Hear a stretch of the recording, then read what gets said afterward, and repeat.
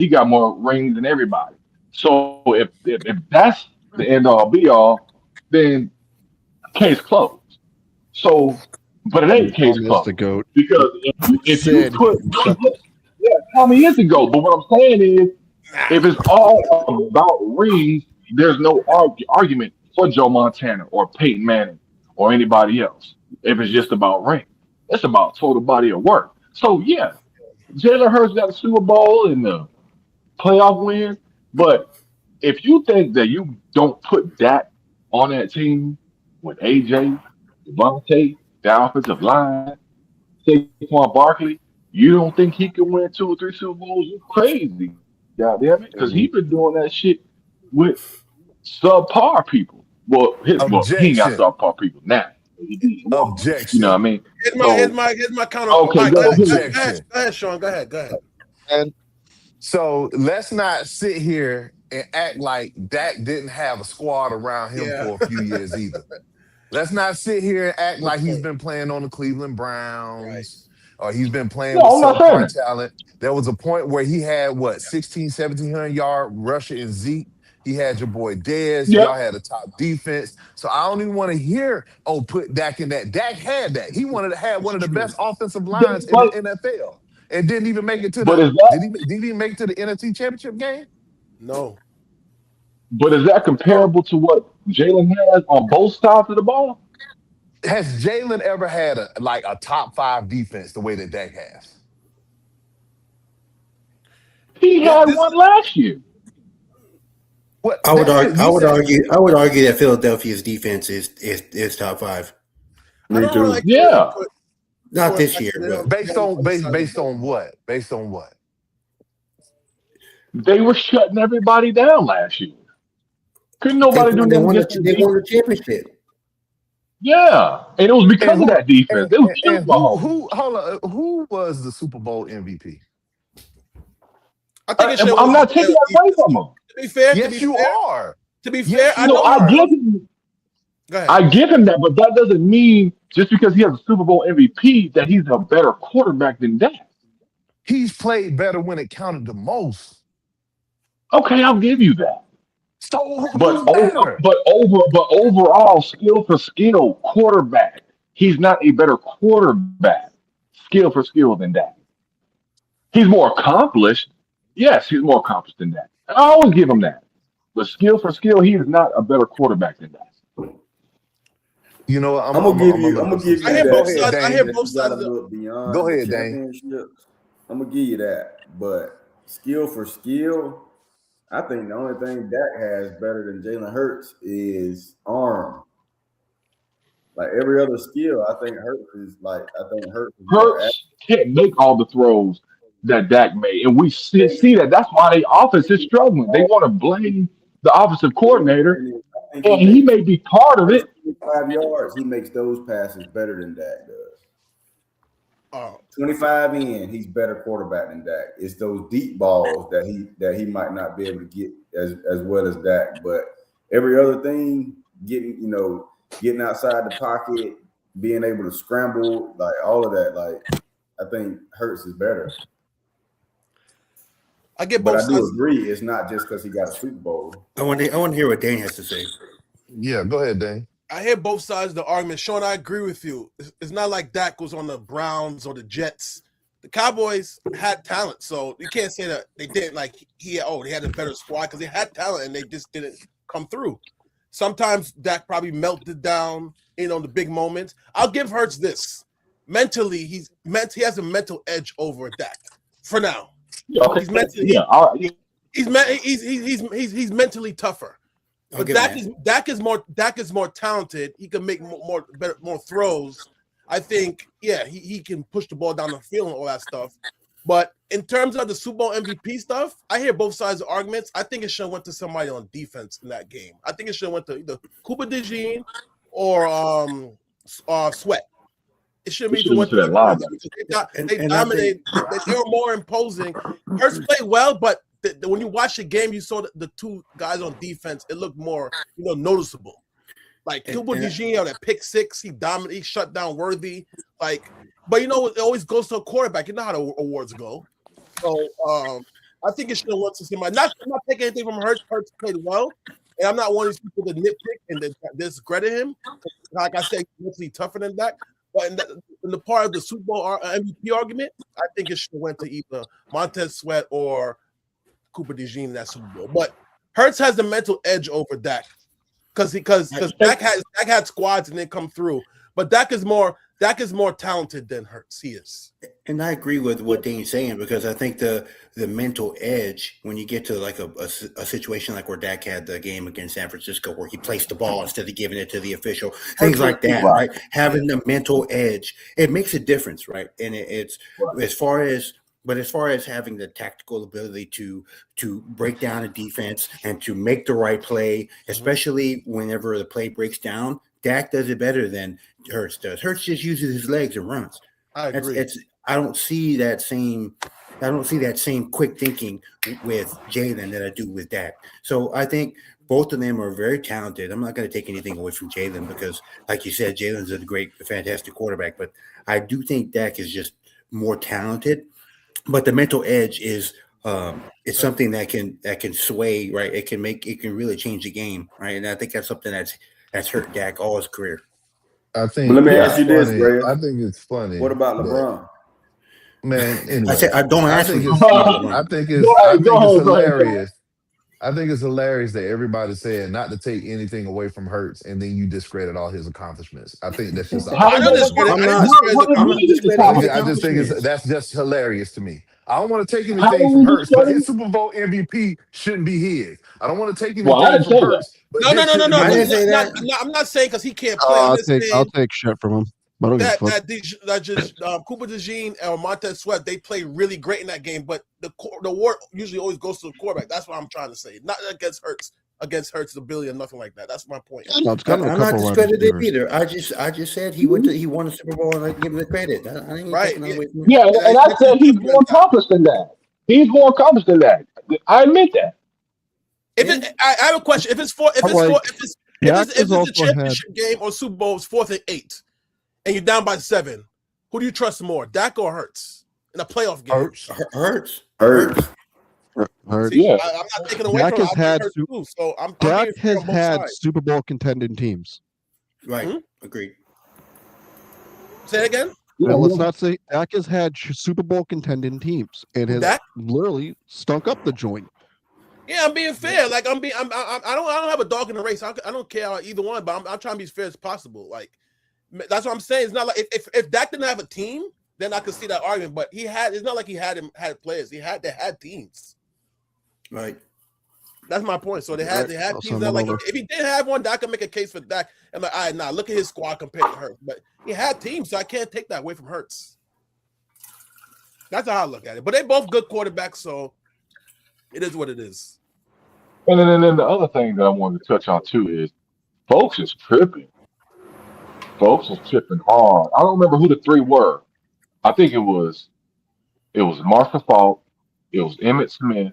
Oh yeah, I love this topic. And it was who was the other one? Was it Barry Sanders or was it Barry Thomas? No, Barry Sanders. Okay. Barry Sanders. So, I know what you're talking about. And then they said remove one, and everybody said remove Emmitt Smith. How the hell are you gonna remove the leading rusher in NFL history? What were the options? Hold on, who were the options? It was Emmitt Smith, Barry Sanders, and Marshall Faulk. Removing Marshall Faulk. What the fuck? Exactly. That's what I'm saying. Marshall Faulk is everybody picked Emmitt Smith. Like what the fuck? Because they want to hit on the Cowboys. That's why. They want to hit on the Cowboys. And they also use the. Go ahead, Michael. It's your team. Go ahead. No, I'm just saying, like, how is everybody removing Emmitt Smith? But see, here's the thing. I'm gonna tell you why they do it. Yeah, one, like Ray said, it's the Cowboys. Let me say this. Hold on. Let me say this. So, people always want to, penalize Emmitt Smith and say, well, man, the offensive line. They're acting like Emmitt Smith was the only one who played behind a great offensive line. I mean, goddamn, OJ played behind an offensive line called the Electric Company. All pros across the offensive line, but don't nobody discredit OJ. The fucking Redskins had the Hogs. Don't nobody discredit Riggins. You know what I'm saying? Eric Dickerson had Jackie Slater in there. Don't nobody discredit Eric Dickerson. So why are we gonna discredit Emmitt Smith because he had a good line? Cowboys. But see, that's I've listened. I kind of sat back and listened to everybody. That's a part of this GOAT or comparison of players that is going to last to forever and a day. Because for one, the criteria will always be moved for whomever you're making your argument for and or against. That's one. Right. Then two, I've listened to you guys use mental aspect. I've listened to you guys use playoff and regular season. There is no consistent criteria, none. And so until there is a consistent criteria that we're using to judge, it's always going to be almost a tit for tat or this barbershop kind of flow to this particular argument. Now, in everything that you guys have said has been correct. Multiple things can be true at the same time. Individually, if you would do a blind test just based on stats, you would pick Dak. If you did a blind test just based on pressure or watch them under pressure, you would take Jalen. However, you do have to understand that Philadelphia for the last couple of years have had a better team, but you can't discount Dak, not say Dak didn't have great teams, as BT said. So again, it's almost a nonsensical the dog chasing his tail in regard to these particular type of arguments. So that's all I had to interject. So keep arguing. Oh, I agree all with right. that. Go ahead, Don. Yeah, Emmitt Smith. Grandpa. All right, two reasons why they hate on it. One, because the Cowboys, like Reyes said, and they want to penalize Emmitt Smith for his offensive line. But check this out. Remember the year that he held out? He Yeah. had a holdout. The year that they won championship. They start off like 0-2, Yeah. 0-3. Yeah. So it is. How comes the other running backs didn't do what Emmitt did behind the O-line? They had the same offensive line. And I'm not a Cowboys fan. I'm just being objective about it because I'm tired of this. They had the same offensive line. Why come they didn't succeed? The Emmitt comes back, wins MVP, they win a championship, win Super Bowl MVP. He's the only running back in history, NFL history, to win regular season MVP, Super Bowl MVP, and a championship. And see, Dane, that's part of my beef too, is that you're arguing you're arguing the minute details of the best because you just proved it that you can't just put anybody there. You know what I mean? That people thought that I've read comments. Well, anybody could run behind. No, you couldn't run. No, you couldn't. The other ones No, didn't. you couldn't run behind that line. Comments. Somebody. I'm gonna get my magic. Anybody could have ran. Showtime you was doing was dumping it to Cream. No, you weren't. It's more intricate, and then, like I said, that's why I got a real issue with fans because again, we peel back the which actually are the defining layers to said players. But to get our point across, we break them down and we strip it down to Yep. like it's just elementary, and it's not. Emmitt Right. Smith, his last year in the NFL on the Cardinals, he almost rushed for 1,000 yards and almost 10 touchdowns. Was it the same offensive line? No. And he still had success. Nope. And he was 35 years old. So we got to stop with that offense. Oh, and we talking about mental toughness. Emmitt Smith was great in the playoffs. Show was. Emmitt Smith was great in the playoffs. 3rd and 4. You don't have to pass it. You run it with Emmitt Smith. And also, everybody penalizing for the offensive line. He knew how to use the offensive line. Sometimes you have to know, have good vision. Like Trent Richardson didn't have good vision. That's why he sucked in the NFL. He also knew how to use the NFL offensive line, Emmitt Smith. So you can't say, he had the offensive line, put everybody back there. No. You just remember who sent him to the NFL. Just remember that. So you can't. You finally did something good down there in college in Florida. I'm just gonna let you glaze Emmitt Smith all day long and remember where he Emmitt Smith from. is like he's all time. I'm not even a Cowboy fan, but you can't even say anybody offensive line. I've seen other running backs behind the offensive line. They didn't have success he had, so we got to stop with the old line argument. But fact. he's all. Can I segue for a minute? I want to welcome Freddie onto the show. Oh, go ahead. Nice to meet you, Freddie. What's up, gentlemen? How y'all doing, man? Hey, I'm gonna put my little 2 cents in it. It might not equal up to nothing, but put my little 2 cents in it. By the way, my name's Freddie. Hey, I'm about to start a podcast called Freddie Facts. What I come out my mouth is gonna be facts. But no matter what you say, gentlemen, about Dak or Jalen, one's a winners, one's not. That's just, it just comes to that. Jalen Hurts, all he knows how to do is win. This is a guy that he's going to do what his team needs him to do, game in, game out. Unfortunately, yeah, he had a bad game against the Chargers, but everybody did. We've seen Dak Prescott come up short many times in the playoffs. We've seen him come up short when it really matters. Matter of fact, that's the game Philadelphia wish they had Dak Prescott because he's gonna put up numbers in a regular season game. It's when it matters when he comes up short. Jalen Hurts. I really feel bad for the brother. I really hate that he's in Philadelphia. He's in the worst sports city there is when it comes to a black quarterback in the National Football League. This dude, no matter what he do, his name is always in the media for his job is on the line because they're not satisfied. Because we know how the city of Philadelphia handle this sports team. The fans are cruel. The media is cruel. I mean, it's just rough. We've seen it all throughout the years. But at the end of the day, Jalen Hurts have won on the national level. He's won in the professional level. He's always in the playoffs. He's won a Super Bowl, been in two Super Bowls. This dude, if you need him to run, use his legs more, he'll use his legs more. If you need him to pass more, he'll pass more. If you need him to hand it out to Saquon, he'll hand it out to Saquon. The problem in Philadelphia is not, in my opinion, Jalen Hurts. It's just the coaching staff. It's the offensive coordinator. Something has happened in the city of Philadelphia. They have a problem and they are nosediving fast, quick, in a hurry. Real quick, let me interject some things. I don't believe I understand that Hurts has won, but he's always put himself in good positions.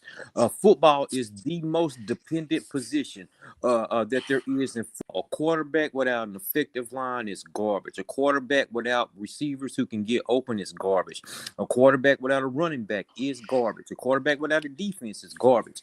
Again, Hurts is great, but again, Hold on. Hold on. no, So we hold on, can hold on, hold say, on, real quick. Hurts is great, but you strip some of those auxiliary pieces around him, and you see how good he is.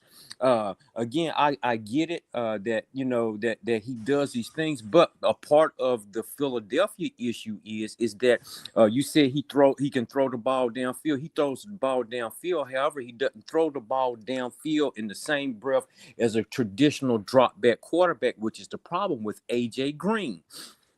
When AJ Green was in, AJ Brown, my bad, AJ Brown. When he was in, they had a traditional drop back quarterback. That's the quarterback that he needs, and that's where the infighting is coming from.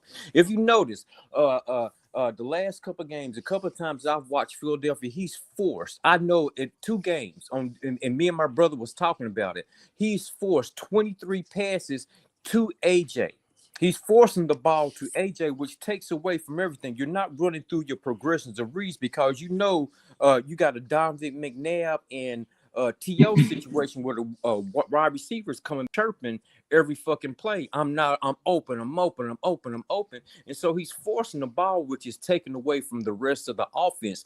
And Philadelphia never had established an identity. Are you going to be a passing team? You going off the play action, or you just going strictly come out and try to shoot everything out there? And that's the reason that the running back Saquon has not had the season because again they have yet to establish an identity. I said this on the show weeks ago. By week 4, you are who you are, and they never decided who they were, and that's why you see the problems that they have now. As a traditional throwback thrower as a quarterback, Jalen Hurts I wouldn't even put in the top 10. okay, let me ask you a question. Let me ask first. I'm gonna ask who am I speaking to? Who's talking? Money, you can call me Sid Vicious. All right, Call my me brother. Grandpa. I disagree with you. I respectfully disagree with you because at the end of the day, yeah, AJ Brown he was down there with Tennessee. But let me ask you this question: Were they winning? Were they winning? Did they do anything? Hold on, No. As I Hold on, stated, man. I'm asking, did they do anything? hold on. He didn't win anything, but as I stated before, in the NFL, it is the most you are dependent from top to bottom on success, on team success. I'm not talking about individual success because individual success, he was down there killing Okay, players, all pro. so But again, top to bottom. Look at everything top to bottom in regard to team success on how much has to go well of the 11 moving parts that are on the field at the time. And it's different in baseball and it's different than basketball. That's the I'm reason glad why. you mentioned team success because that's exactly where I was going to go. AJ Brown, he's a great talent. We know he's a great receiver, But Philadelphia don't roll like that. They do what's best for that team to win. Really, their main vocal point need to be Saquon Barkley. We seen with Saquon Barkley, but he was the number one option last year. We see how far this team's going. Again, But that's hey, on them hey, that's on hey, them because they didn't establish an identity. You well, establish the your the identity at the identity has been beginning of the set. year, not during the No, season. That shit no, is brother, established in March, not no, So in brother. August, so in March. so The I think that the identity has been set. The problem is when you have AJ Brown continuously coming out to the media, continuously attacking Philadelphia. Guess what? You have Jalen Hurts. So you know what? Let me make sure my receiver happy. But sir, Let me force him the ball. but sir, That's when you start causing hold on, sir. chaos. Hold on. So I don't mean to cut you off. I don't mean to cut you off, but that was established back in March.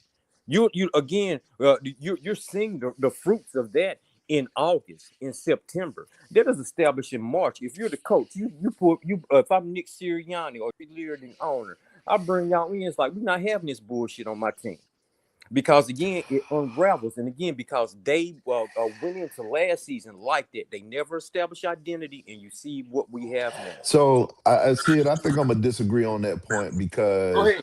having AJ Brown in fantasy made me watch a lot of Philadelphia early in the season. And early in the season, it was Goddard who was getting the passes. Why? The middle of the field was open. He was killing teams. Brown wasn't getting force fed the ball. Hurts was spreading the ball a lot more back then. Lately, and especially in this run of losses, he's force feeding his wide receivers. He's force feeding Smith and he's force feeding Brown. And they went away from the ball distribution that they had. Now, what I can't speak to is why their running game is not up to par where we think that Philadelphia's running game needs to be. But as far as passing identity, it was spread the ball. It was everybody eats and we run the hot hand or what we're going to the open spots that's breaking down the defense. You get Brown to chirping, and the last 3 games he's been force feeding his wide receivers, and Goddard has barely been a part of the game plan.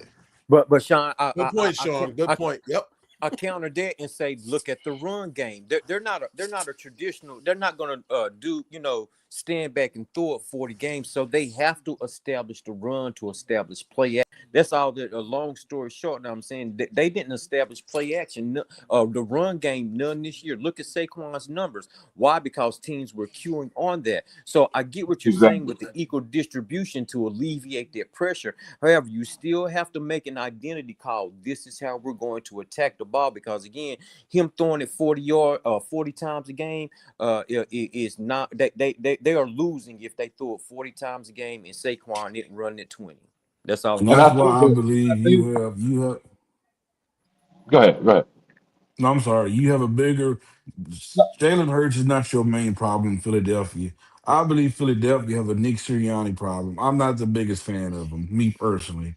I know he's an okay coach, but I'm not the biggest fan of him. But But I can't honestly I can't question Sirianni because he's won with different quarterbacks. This is the same coach that won with Nick Foles, ain't it?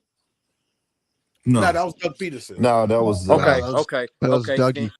Yeah, Stand Doug correct. Peterson. Yeah. Oh, that's right. That's right. Stand corrected. Hmm. Stand corrected. And but you are correct, sir. That comes into question as well. Hey, organizationally, it always comes down. But to me, it is that they never decided on an identity, and this is the fallback. it's funny that we always wanted to talk about the winner. See, people always want to have LeBron, Ramon James, name in their mouth, but he's a winner. He makes the winning plays. They get mad because he don't take the last winning shot. No, but he makes the right play. Jalen Hurts, 9 out of 10 times, going to make the right play. He didn't do it in the Chargers game, but other than that, he is a winner.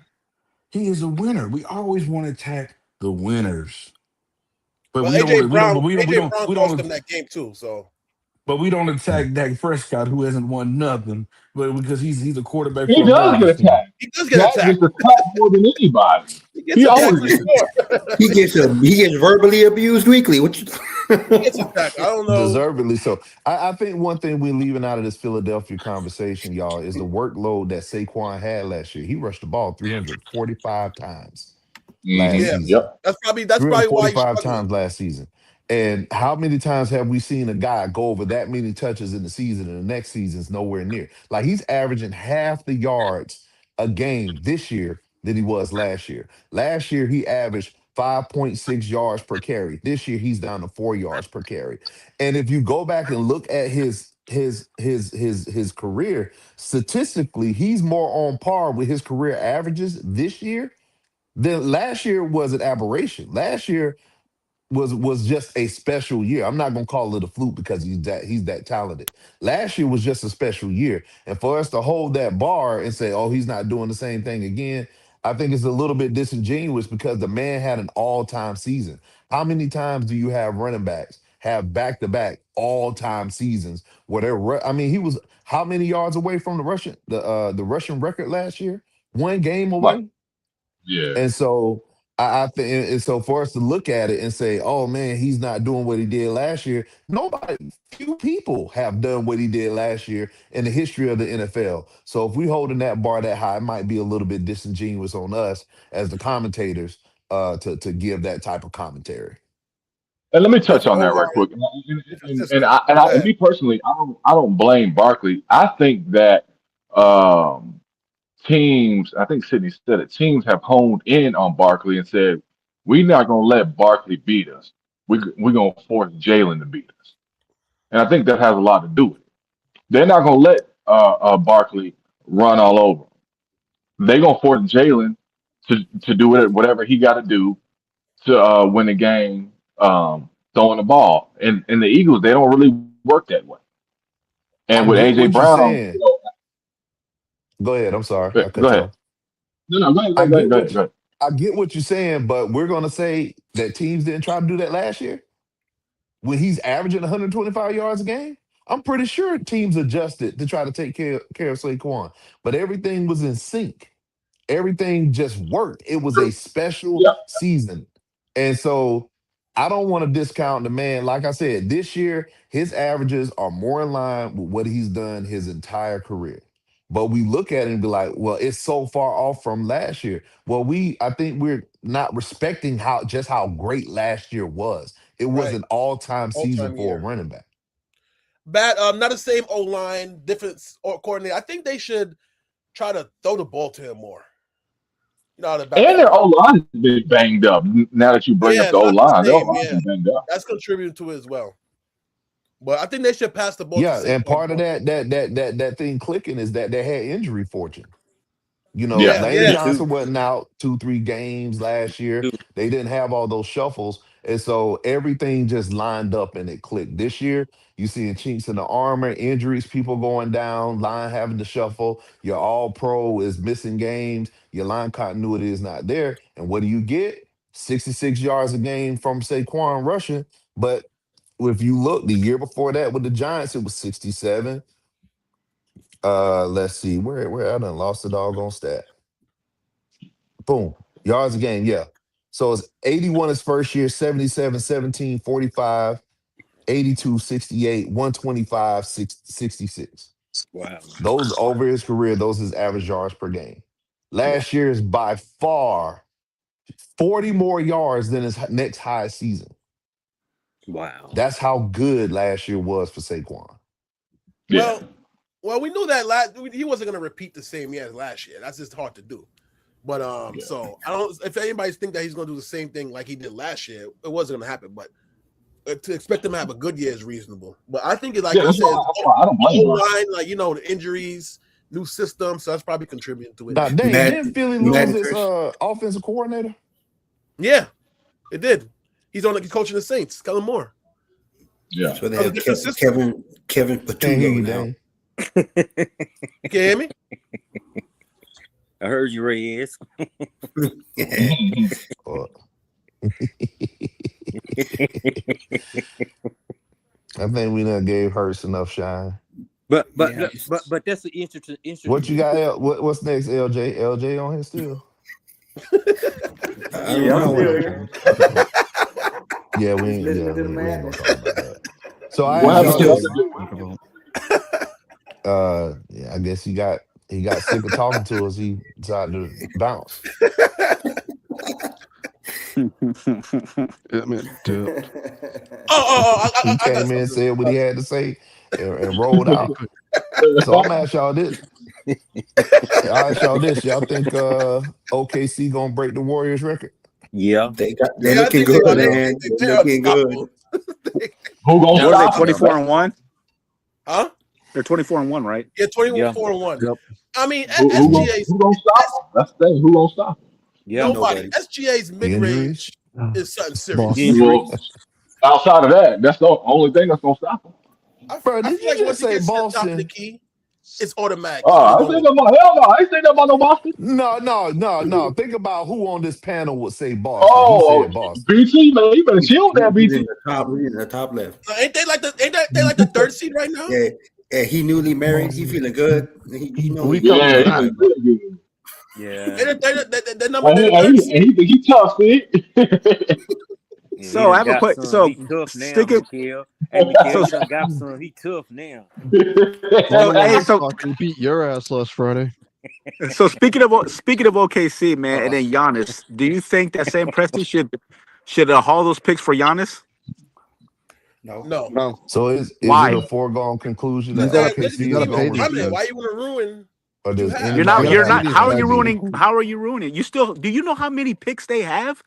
A lot. Yeah, but But they could. but you the have whole to- plan They have a is chance to repeat. take Like one lottery guy out, put another one in. You still gotta That's pay it. your top guys still under this new terrible ass CBA.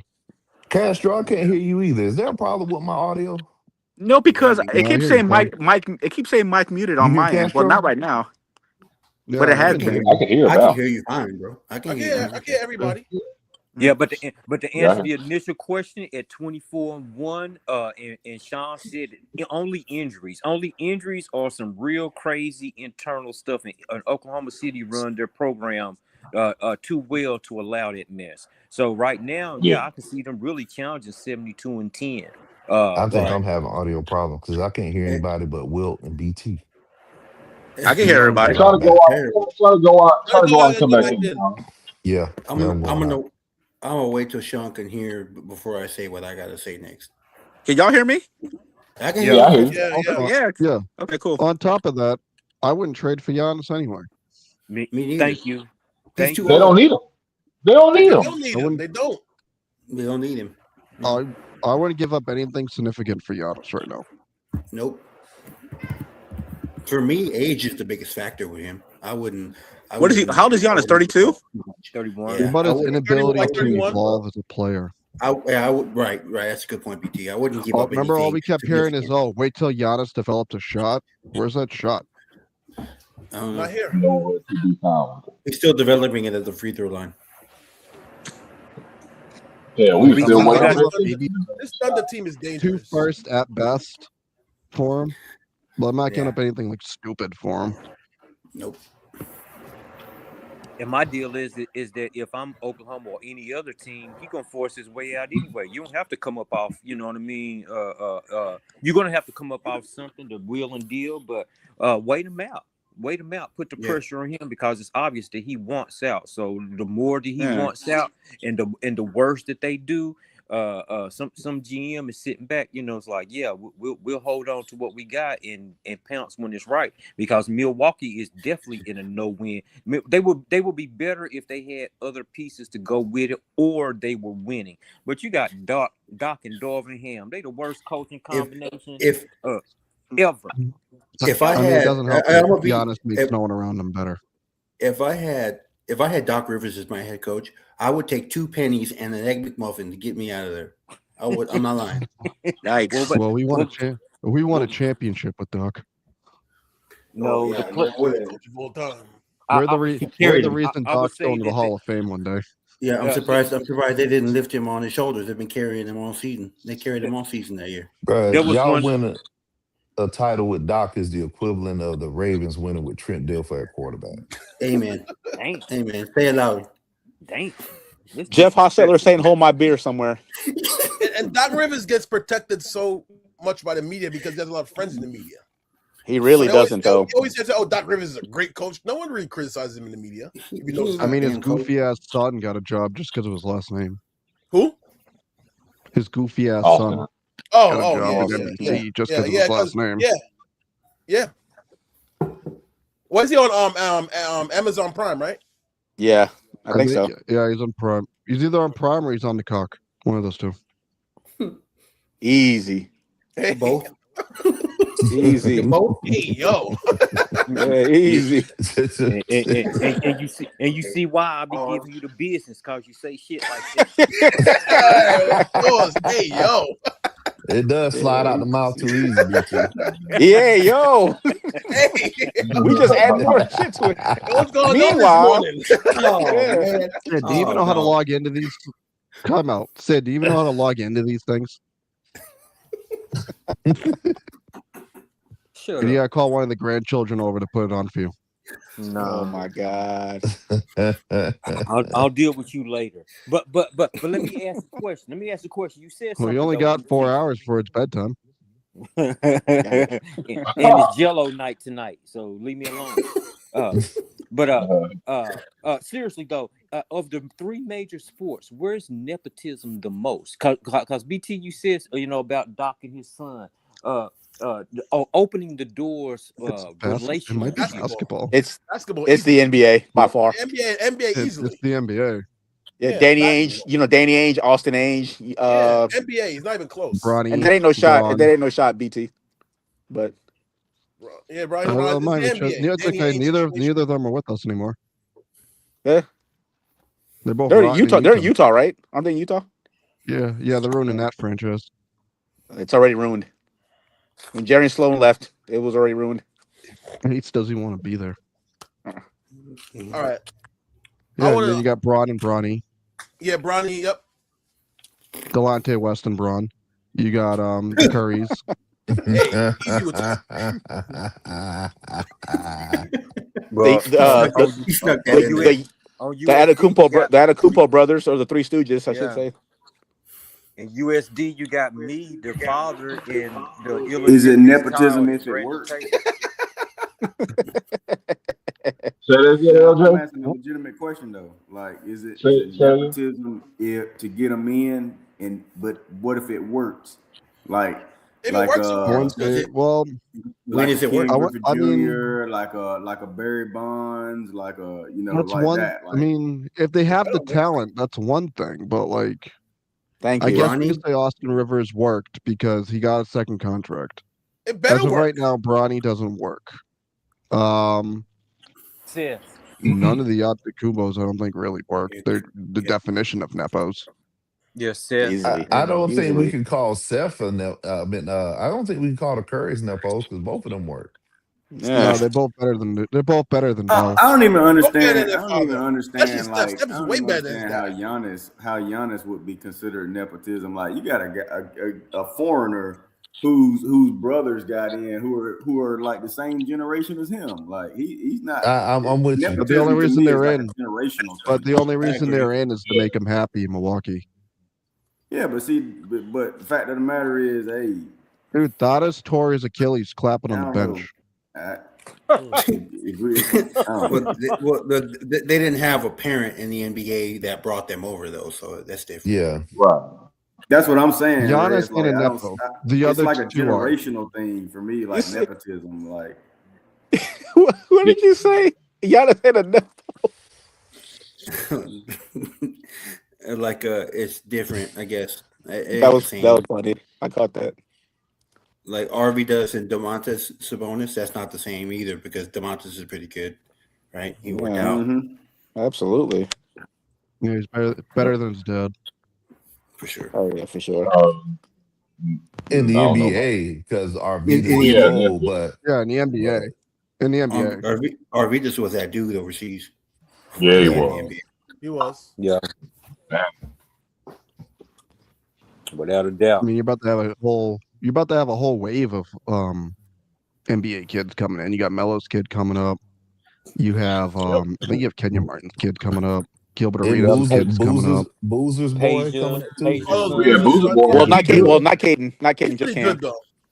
Where's I Sharif watched him a at? couple of games. and while we here, I gotta speak about the GOAT for a second. So we're gonna talk about Bryce Nepo James. and people coming up. Now I ain't even on with basketball. I'm on baseball. Back to Barry Bonds and how he had this ego. That was a joke. That was a joke. Imagine if somebody got their son to the MLB and he took all his frustrations out on him for the way they treated his father. And then you try to paint that person out to be such a negative person. Barry Bonds' we know whole why career that was is. built on getting vengeance See, for his dad. Is see, somebody's mic here's acting up? because we're gonna. I don't know. Here's my issue with the Bond stuff. The Hall of Fame vote was last week, and it was announced that Jeff Kent. who the fuck what Jeff Kent, the That's- guy You see, that's so that frustrating. That's the they veterans would committee. rather face than Barry Bonds got into the Hall. And that's honestly, I don't think Jeff Kent's a Hall of Famer, but that wasn't my biggest issue of all that. Bonds and Clemens had less than 5 votes. They won't be eligible again until 2031. 31 If And- they get less than 5 again, they're completely off the ballot for life, for life. which Yeah, I think is likely going to happen. that's messed up. Yeah. That's messed up. Carlos It's the Delgado. it's the MLB, Dang. It's built But on Carlos- it's it's built on MLB. racism, But dog. hold on 1 second. I'm not even gonna. I can't blame the writers for this one, even though they're bad too. This is the veterans committee, and the veterans committee is harsher than the writers. This has nothing to The do with the writers. Carlos Delgado got more votes than Barry Bonds, Roger Clemens, Fernando, and one other fucking player. I want to say Sheffield. I think it was Carlos Sheffield. Yeah, Delgado. It was Chef or Davis. I think Chef should be in the Hall of Fame. Thank Yeah. man. It don't matter. Yes. It don't matter. It Yes. don't matter because it's this whole thing about collective memory that's so important that it don't matter what the books say or whatever. Every kid that I know that plays baseball will know about Barry Bonds as the greatest player of all time. So you can dispel history and what truly happened, but it's great orators out there that's going to keep these stories alive. And take a group of 100 kids and ask them who Jeff Kent is, and not one of them are going to tell you, "Oh, I know who Jeff Kent is." Thank But they all know who that Barry Bonds that is. part, Reyes. Thank That you. part. That part. Thank you. Yeah. And Larry part. I Walker, think baseball will do Mike Mussina. especially if Clemens and Bonds don't get in. I think baseball will set itself back a couple of years because you're going to remove a whole generation of fans. You know what I mean? You're going to take out a whole generation of fans, and baseball is fan driven. But naturally all sports are fan driven. But I'm gonna say- baseball, Hey, Dane, is Andy Pettit in the Hall of Fame? No, No. he's not. Yeah. That's I'm gonna say this in terms of that. Just put them in the Hall of Fame and put them in a separate room. Put the steroid guys, put them in a separate room, or put something on the plaque and say what they did. But put them in the Hall of Fame. They should have their day. All right, this what happened. Blah blah. I put their accomplishments, but this what happened. This person, Yeah, but Dane, you Just- you can't do that for the simple fact that what are you gonna put on Barry Bonds' plaque? What did he do that was against MLB rules? thank connect you, LJ. whatever he was Thank you. connected to. You put that on there. Call it a day. But you So, can't. no, again- they can't do that, Dane. Come on, man. That's But- No, but- I'm saying like. But if- the punishment is ex post facto. You're punishing them for a rule that's established that where it is none. They didn't have any regulation on steroid, so you can't punish those guys. You Right. punish them ex post facto. And- Go ahead, Yeah. Davis, go ahead. Even if you did punish them, still put them in the Hall of Fame. Like I said, I don't care. They got whoever you got suspended. Call it a day. You got suspended. Fine. That shouldn't stop you from having a Hall of Fame career. You got suspended. yeah, but again, you got punished already for it. What suspension did No, Barry I'm not Bonds talking about serve? him. I'm talking about overall. Not him. But Not yeah, him. but you got guys who've been heavily scrutinized that's in the Hall of Fame. That whole And argument my thing is that the falls reason why- when they put David Ortiz in the Hall of Fame. Right. All the rest of that stuff goes away. That's Right. I was Barry, about to say that. Roger, Big Mac, Sammy, all of them Yeah. should have been in the Hall of Fame the And- moment Big Papi got put in. That's what I was going to say, Dave. Big I'm a Red Papi. Sox fan, but Big what are they Papi putting should on be Big going. Papi's plaque? What are they putting on They Papi's should plaque? put it on there. They should put something. They should I put it on wouldn't. there. I wouldn't. But he But should my still be in the whole Hall of thing Fame. is- But he should still be in. But you know there's a steroid guys in the Hall of Fame, right?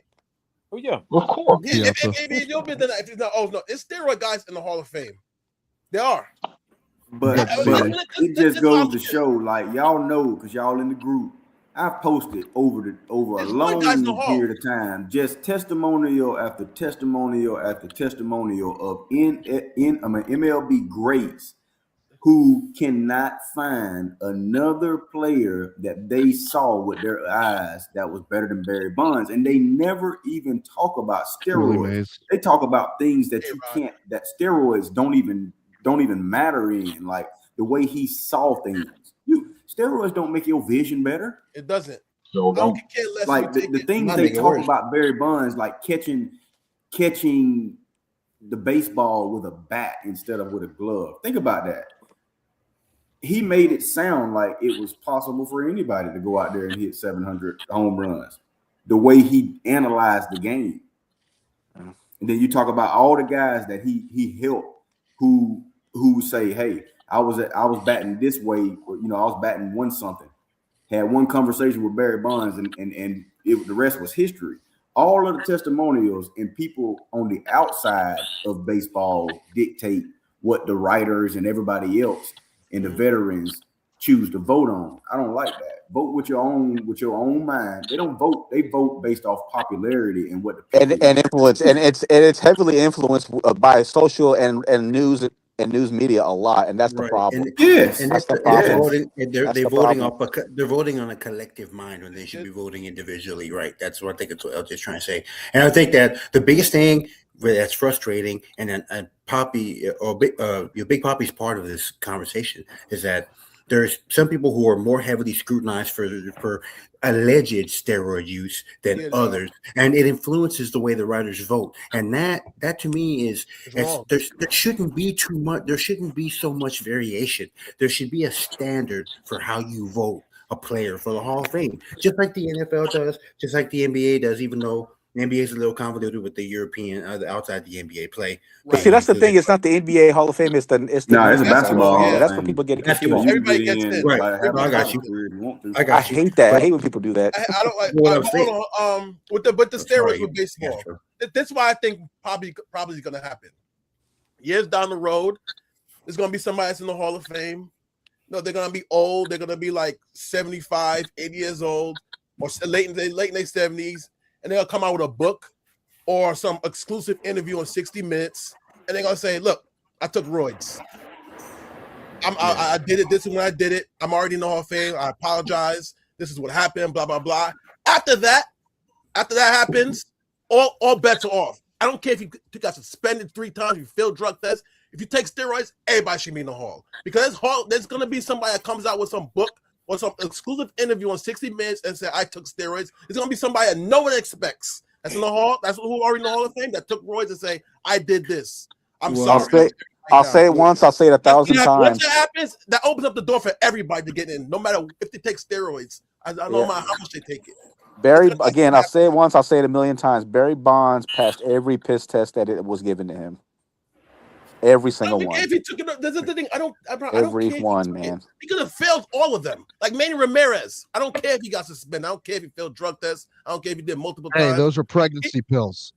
he's a Hall of Manny's a Hall of Famer. I hate the guy that him like he was dangerous.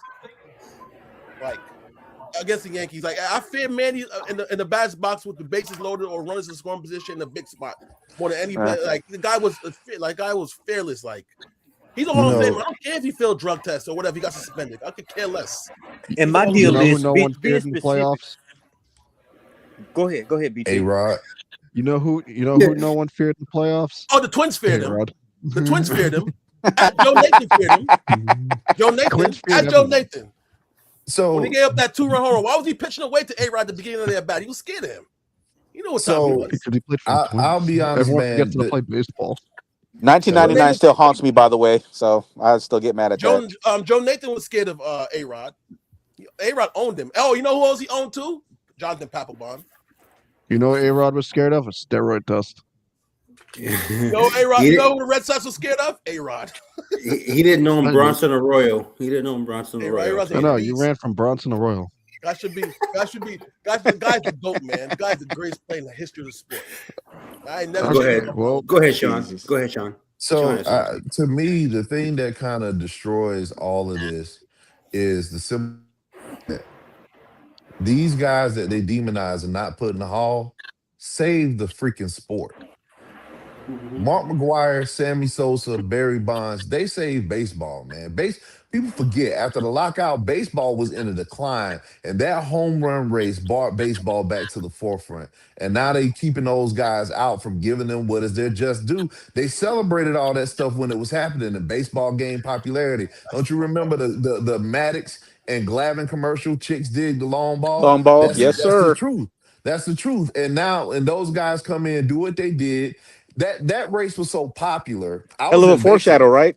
I was in basic training at the time, and they would announce the home runs that McGuire Sosa hit before we went to bed. We weren't allowed to watch the games. We weren't allowed to watch anything. But before we went to bed, they would come over the loudspeaker in the dorms and talk about who hit a home run that night. That's how big that race was. It was a big And it thing, yeah. saved baseball. And now they are treating these guys as if they're villains. They're actually your heroes. Bud Selig's in the Right. Hall of Fame. That's the problem I have. I agree. Yeah. For real. But that just doesn't make any sense. Like, how's he in the Hall of Fame? See, they knew it. They approved them taking steroids. They was happy about it until they got challenged in Congress. Bud Selig got challenged in Congress, and he had to clean up the sport. That's the only reason why they start coming up with suspensions and all these other rules and all that nonsense. Who banned Pete Rose? Who banned Pete Rose? Was it Giamatti that banned Pete Rose? Yeah. Yeah. Bart. Yeah. But Congress went after Bud Selig. That's the reason why they come up and that started taking caring about roids. He didn't care. He knew that McGuire and them were taking it. Yeah. So he gets to go to the Hall of Fame, but they get to get punished. So how does that make sense? Because anytime Brady Anderson go built like me to Good hit point, 50, 51 home runs, you know, that was a weird year. You know, It was a weird year. But my deal is that how many of those guys, specifically in Bonds and Clemens, just Bonds and Clemens, were Hall of Famers before the steroid era? You couldn't tell me that they weren't before. They then. were. So They were. You're killing their body of work, you know what I mean, at a period point in time to almost rewrite a narrative, as you said, that Bud Selig knew. Everybody knew. Everybody knew. They did know. You know what I mean? He did know. Everybody knew you. And so until the marketing, like I said, they rode the marketing wave. Baseball bounced back 2 years after the steroid or they were in Congress. Baseball had its full footing. So again, I think it is hypocritical by those people who are keeping them out, not just the writers, but baseball itself. Veterans Committee. Yeah, you profited off of, but then you discard the ones you profit off of. It's not cool. But it's the veterans and the writers that are doing it though, Dane. Collectively, they're doing it as a collective As I though. said, yeah, both of them. Yeah, As a collective, they're veterans doing and it. writers, yeah. It's. But check this out, right here in the ATL, people will be mad at me for me saying this, but guess what? They chose the wrong Jones brother for the Hall of Fame. Chipper Jones was a glorified switch hitter. Couldn't play no defense so bad. You're saying that Andrew should have been in? Yeah. Andrew should have got in way before Chipper. The man I think he gets in. LJ, I think he gets in next year. You trying to start a fight then? I think he gets in next year. That's the whole thing, though, Dane. It don't matter when they get in if they don't go in first ballot. You're talking about a guy who hit 400 and some home runs, got 10 gold gloves. How do you not have? I agree with you. I agree with you. I don't do first ballot. Me personally, I don't do first ballot, second ballot. Why did Chipper Jones either you're a Hall of Fame or you're not? MLB Hall of Fame before Andrew Jones. What did he do in his career that was better? Besides, I don't do the first ballot nonsense. He hit for better. But there's a prestige that goes with it. Like for example, I felt Luke Kuechly should have gotten last year. That's just me. I don't like holding guys because what's the point? Like, somebody was comparing Zach Thomas to Luke Kuechly, and I'm like, your numbers don't change. Like, I don't do first ballot. You're a Hall of Famer or you're not. If I look at you, are you a Hall of Famer or you're not? Case closed. If you're not, I'm never changing my mind. But it's the prestige. It's prestige, man. It's about the prestige. I'm not putting you. It means something. I'm not putting you in the 8th year, 9th year. What does that mean? If I didn't think you were a Hall of Famer in your 2nd year, why am I thinking you're a Hall of Famer in your 8th year? What changed? I'm gonna speak you're a Hall of Famer or you're not. I'm gonna speak on this for Will. Well, because Larry Walker was a nice person. Stop. In that game, Aaron Donald opinion thing on the group, JJ Watt. I said they got him because they were nice guys. Go ahead, LJ. What'd you say? Go ahead, say it again, LJ. Hold on, go ahead. Watt or Donald? Aaron Donald or what? Oh, Aaron Donald. Yeah. Aaron Donald. You you said JJ Watt? Come on. Yeah. Come on. JJ. Well, they play different. Did they play different positions, or are you just talking about overall? This is a player. Aaron Donald. Overall as a player. Donald. And the positions is similar anyways. Yeah. So yeah, let me touch on that. So I posed that question to LJ and Pat a couple days ago. Now, me personally, it's really splitting hairs, honestly. But I chose JJ. Uh, Prime JJ, healthy JJ. I mean, he gave you 20 sacks and about 40 tackles for loss a season when he True. was healthy. But Aaron Donald, he had the more successful career. He won a Super Yeah. Bowl. He should have won Super Bowl MVP, but he didn't. But he should have. Yeah. Yeah. And he was just, I mean, a fucking force to be reckoned with. So the Double thing team. about JJ, yeah, and I'm gonna get to that. So JJ was a 3-4 defensive end. A 3-4 defensive end is basically a 4-3 defensive tackle because they're on the interior. They're playing a three technique. Now, sometimes they would kick JJ on the edge, but JJ was normally on the inside. You know, they had the outside linebackers, Clowney and them, rushing on the edges. So JJ was getting double teamed and triple teamed all the time, just as much as Aaron Donald was. And I think, people forget about him because, once he started getting hurt, that dominance kind of it started to fade a little bit. But when he was healthy and he was on, like that dude was like a MVP candidate for real. Just like Aaron Donald could have been an MVP candidate. Pick a year, just pick a year. Yeah. So, but it's splitting hairs. But I just have I choose JJ. No, you're right. And in 2014, I think JJ Watt could have won MVP. He should have. He should have. Yeah, he scored the. You know, there's nothing about JJ. He scored defense. He scored touchdown, defensive touchdown. Yeah, He'll pick up the absolutely. ball Forcing fumbles. from the 50-yard line, score it. Yeah, hell yeah. So I understand where you're coming from, though. I do, and I would say overall body of work, I pick Aaron Donald because JJ couldn't stay healthy, right? I can't, and that's why I would pick Donald. Okay. Yeah, absolutely. Oh, let me take time to do this. I'm gonna do something I usually always do. Let me crucify the New York Mets. They what was the point of them signing Soto and then Where's C-Jack? and then let these pieces leave? I don't think Edwin Diaz wanted to be here because he just took he wanted to go to the Dodgers. He said he wanted to go win, so all right, that's fine. He took it was only a $3 million difference, so he went to the Dodgers. But losing Pete Alonso, guess what, Dane? Huh? I'm gonna tell you what it is. For the past 4 to 5 years, the Mets have been right up there at the top with people for spending, right? They started doing that since Steve Cohen. Within nothing. And what has been the result of it? Nothing. Zero. No, Nothing. they started spending. No, they started spending when Steve Cohen was team. But that money for he has this casino he's building near their City Field now. Supposed to be ready in next 2029 or whatever. What baseball There you go. Now. Baseball is becoming part of the carnival. He too damn worried about making money on a casino than building a damn baseball team. So you signed Soto. So you should never sign Soto then if you're spending money. You sign Soto, you let Pete and you let Edwin go to different teams. And they gotta have old Marcus Simeon to play second base. And they let Pete go to play for the Orioles. What?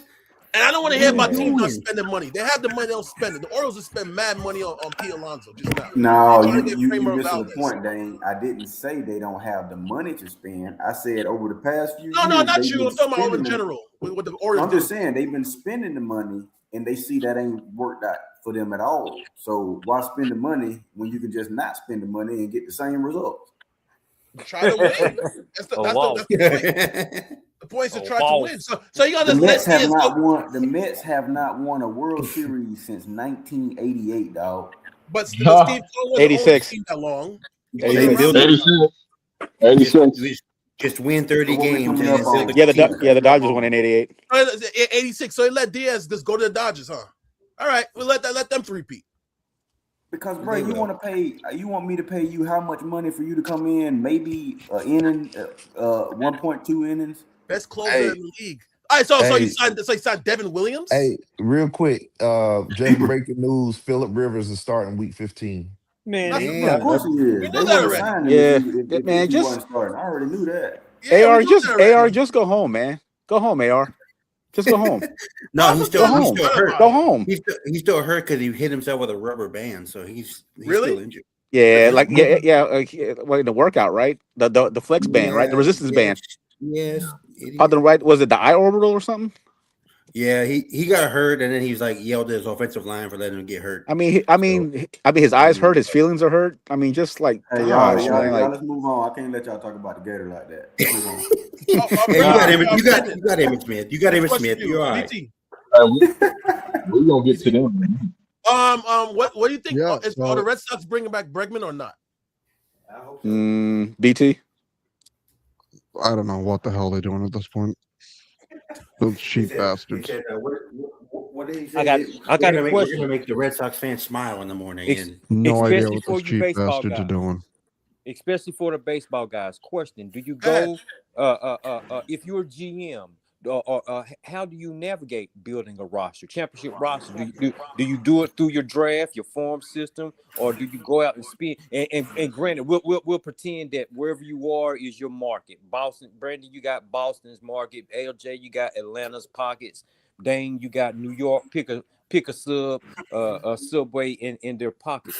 How do you go about I ain't even gonna building lie to you, the Sid. corrective franchise I from somebody who really would. wouldn't know? I would So, cheat, both. and the way I would cheat would be, I would build me a solid 5-man rotation. Take 2 of those guys and make them fake injuries and designate Here them you for go. minor league assignment so they don't get hurt. And then I get me about 3 or 4 relievers, designate 2 of them for assignment, and I would make sure my team stayed competitive within the division, and then I bring all my guys back from assignment and go to work for the playoffs. Well, you would start in your high school. Obviously, you go to your high schools and look at the players there. You know, you would scout them. Your farm systems, obviously, that's going to help, and then you just build up from there and through your draft. well, I think And then if you have the money to spend, go in the winter meetings and get what you want, not what you need, I think with baseball, it depends on or vice your versa, I should market. say. It depends on your market in baseball to determine how you build your roster, right? So if you're like a team like a Tampa Bay, right, you Braves, build right. mostly, you build mostly through through the farm system and stuff. But if you're like a New Yorker in LA, you're building through, you're spending money, you emptying your your writing checks, right? And I think that just depends on your market, right? If the smart ones know how to do it right, and you've seen it in recent years, right? With New York and Atlanta, they know how to manage it, right? And other teams they don't. Like the Rays are a good example of how you don't do it. Yeah. Well, But the bottom line, Spending Reyes, these boys are throwing that ball so hard off that bump that you really are just hoping 2 of your not relievers, but starting pitchers don't go down. If they do, the season is over. you're right. So those 2, I ain't gonna say all 3. You can go without 1, but out of your 3-man rotation, 2 of those guys have got to stay healthy, right? And it's a shout out. And it's a shout out to you and Sean's Braves here. With look at what Maddox was able to do. He didn't have to throw heat to get people out. He didn't throw heat in Chicago. He didn't have to throw. I mean, well, yeah, obviously, but he was a Brave. He's known for playing on the Braves, right? So he didn't have to throw heat to get people out, and that's changed. The way these players think these days, you have to throw 103, 104 mile per hour fastball and break the damn reader, right, to get any kind of attention. When you don't have to do that, if you learn how to throw your pitches, right, and manage your off-speed pitches, you can be successful in Major League. Look at Skeens, right? You have to be able to. You got to be all around as a starting pitcher. If not, you're going to be Tommy John surgery 2 years in. Shit, I think I You know think who's a Rick. perfect I think Rick example you Sutcliffe talking was the about, blueprint Reds? behind that. Miz That's a on name. Milwaukee. Sutcliffe. Like he Yeah. just like Miz, like Jacob Mizorowski. Miz, he just throws hard. Mm-hmm. He doesn't have like no, movement, no skill. He just don't No finesse. like he's Tommy John waiting to What have. you think Edwin D? What you think Edwin Diaz does? He ain't throwing nothing filthy up there. But we talking about for like starters. Oh, okay. We just talking Yeah, about just starting starters. pitchers. But Miz needs to develop. Miz needs to develop another pitch. I think he just throws hard, and that's why he started getting figured out. Like he had a hot start when he got called up by the Brewers, and then the team started figuring him out. So, like Ray has said, like he needs to not just work on just throwing hard, like try to develop some other. Yeah, like an off-speed pitch. Oh, right. I like an wish. off-speed. Miz just throws hard, and the league caught up to him. I Yeah. wish we But could. have y'all I wish we- noticed? Have y'all noticed that with the pitch clock and Well- and just I think it's a product of a mixture of things like AAU ball, kids getting training from specific people because names are reputable and that sort of thing. Have you noticed that you don't see as much mix up at the mound as you used to? Like you'll see a guy come and almost touch the dirt throwing a submarine pitch that ain't gonna come about 76 miles an hour and break across the plate a mile. Like you don't see everything so mechanically sound that it just all looks the same now. Like I wish we had players like Mad Dog in these days, right? Because it's more impressive to see Yeah, but who's gonna coach that? moving all over What the place. reputable coach out there right now is telling kids you don't have to throw hard? All they doing is posting videos of how hard these kids can throw nowadays. And it's so with the mixture of coaching is getting hyper focused on just throwing fastballs and then not letting people be in the Hall of Fame just because you don't want them to be in the Hall of Fame. Baseball's not looking. The future's not looking too bright for the baseball, is it? If that's what we're looking at. I think it's a little premature to say that, I Ray. think it is though, Reyes, because I think baseball has, because of the pitch clock and everything, it has sped up. So like black kids are getting back into playing baseball because of the way you can slide and you got these sliding pads and the uniforms pitch look clock. cool. It's got a little draw to it nowadays. It's just they need to speed up even a little bit more. And like, the shift is gone. I was thinking about it LJ, one day. I was watching. who I was hyped like, up- okay, who you put a ghost runner on second base, right? Why don't you load the bases? If you want to speed the game up, load the bases, and then now all you need is a base hit to the outfield. Period. Yeah. Or if I can score off a little dribbler, get to the plate. All right, so the Mets signed Jorge Polanco on a 2-year deal, veteran, to be their first baseman. Okay, That's wow, unbelievable. Waste Great the money. money. so you leave. I'm not trying to knock Polanco. He's a good player, but he's not Pete Alonso. He's not great though. He's not great. I get So it. that's what they're operating like they're cheap. Like I'm saying that they're not. They don't want to. I guess they just like throwing the towel. Like they don't want to win. Like Polanco's Like great value Grab cheap. The Brewers nerve. So they signed Polanco. It's breaking news. They signed to a 2-year deal. So he's at first baseman / DH. What was Yeah, the how much was Red it? Sox too, What what do you was the think? amount disclosed or undisclosed? Hold on. 2 years, 40 mil. 2 years. 20? Yep. 40. Shit, Damn. that's generous. Yeah, and Pete Alonso And the Bucks got too, right? 155 million, so you can't be mad at the Mets right there. He'll be Chris Davis in 3 years. We're fine. Nah, I don't think so. I don't think he's gonna be Chris Davis. No. Stick Sticking with So MLB, on to man. college Do you football notice that before there's we- a decline in the Caribbean market, like with the Hispanic players, and it's more of the Far East now? Hell no. You talking about it's too many Spanish speaking like superstars. Like I mean, it's been a slight Yeah. decline because it's more focusing on the Far East more now, though. If you notice within the last 2 years, at least. I feel like we should just sign a petition to move the Dodgers to Japan, and then it would just. And I think that's perfect. but the Dodgers had Freddie Freeman, American born. They had Mookie Betts. Well, American how born. old is Freddie? 35. Oh, He's he's pretty almost up there to there. retire. They won't have Freddie no more. And then what? But you got to think though, Hideki Matsui, Ichiro, like all these guys, the MLB has been had Asian guys like. Yeah, Yeah. no, you're right.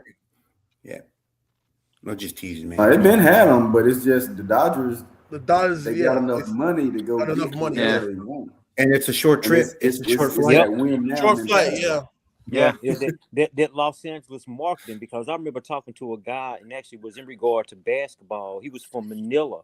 The Los Angeles has the Asian markets on lock. I'm talking about on lock because it's like I said, it's geographic. It's easy access. But I did want to ask you guys, because y'all were hitting on a couple of different things, and it came to me.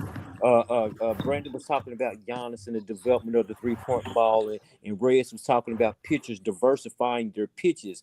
Who is player development on? If hypothetically, say I'm a 6'9" post guy, all I got is a turnaround jump shot.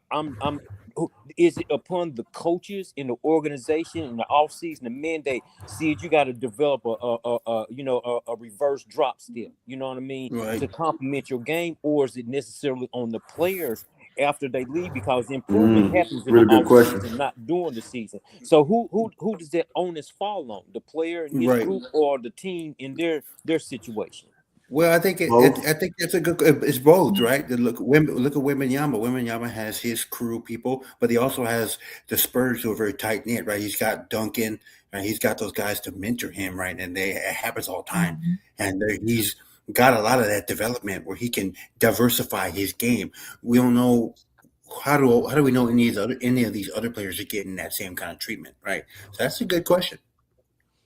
I can't remember who it was, but I was watching this video, and the person was saying their biggest regret was their goal was to make it to the NBA. And what they meant was they didn't think about getting to the NBA, becoming the best player, and then winning championships. They set the goal at just making it. And once they made it, now they're comfortable because they achieved their goal. So kind of like, so the player gets to the NBA, right? What does the player actually want to accomplish when they get there? If they want that, then they'll take the critique of the team. And then if the team wants to win, they'll do whatever it takes to mold that player. So it kind of depends on both. Yeah, I agree. Yeah. Because like if Wembanyama doesn't want to win, then he could just be he can get 30, 10, and 10 and 4 or 5 blocks and just do that for a career. I don't know. He want to win. He want to win. I don't know why Zion. I don't know why Zion's name just popped into my mind about the guy who's content. What you said, who's content to get there, but whose game hasn't evolved to maintain that he reaches his potential. Yep. He can't even stay healthy. That's unfortunate for him. Oh, since we're here, let's talk about how Kawhi Leonard went on there and talking about they need better players. Boy, he's one to talk. He don't get enough slack. You're right. And he don't get enough criticism. Criticism.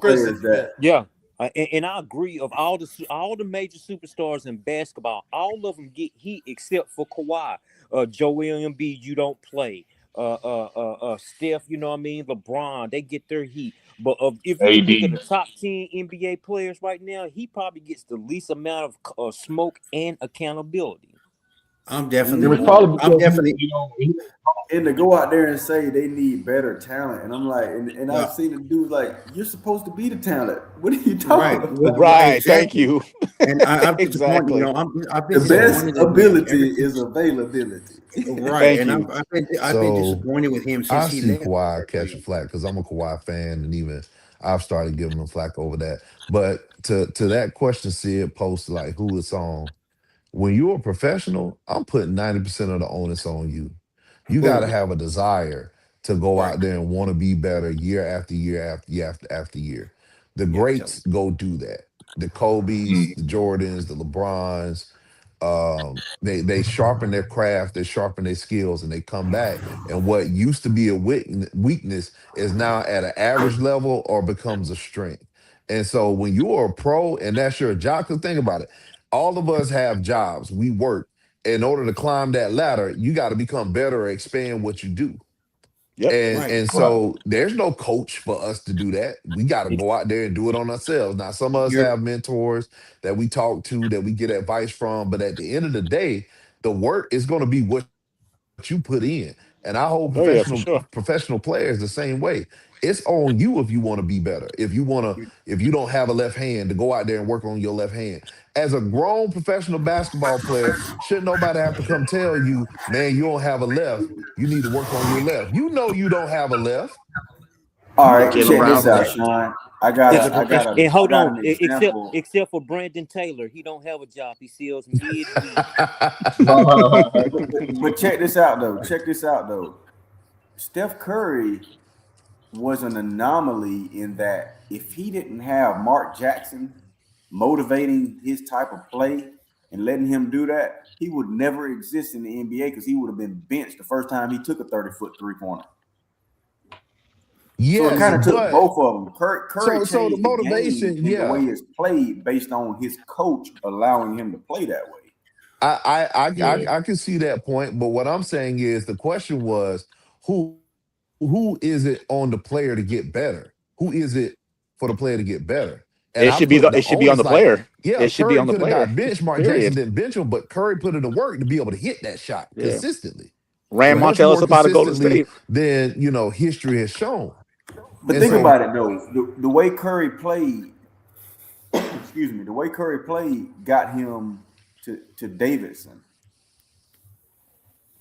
yeah, And he wasn't even heavily recruited. He made a run in the college tourney, which gave him a little bit more exposure, which got him a shot in the NBA. Like I don't think he could get better without having an organization and a coach that would allow his type of play. Like he would have hit his ceiling at, okay, you're not taking these mid-range jump shots or feeding the big man. You're not playing in the way that the game is supposed to be played. He was totally opposite of what was supposed to be doing as a point guard. I think the point of what Sean's just I trying to say is understand what you're that saying, but Curry put in the work to be good enough at them shots to inspire to inspire his coaching body. Let him play that way. Because Mark Jackson is seeing that in practice. He's seeing he can hit those consistent shots in practice. He's seeing how many threes he puts up from the corner, from the wing, and from half court. He's seeing all that work goes on. So that inspires confidence in the coach to say, I can let this guy do this because it's not a fluke. He actually works on this. He actually put time in this. But if Curry wasn't doing that in practice, I highly doubt Jackson would have the inspiration to let him do that in the game. Right. But and you're absolutely right. But when every player doesn't have that opportunity to walk into a full rebuild where it's like, that's all I really got. I gotta let it go. But like I say, like the way he played, nobody had ever played that way. Like, I'm just gonna go out here and just put up shots from long range. Like nobody was playing like that. No, I'm not saying I disagree with what you say. I'm just saying that I put more of that onus on a player. No, we're not really disagreeing at all. Yeah. Like I get what you're saying. Like if you want to be great, you got to put in the work. Nobody can get that out of you.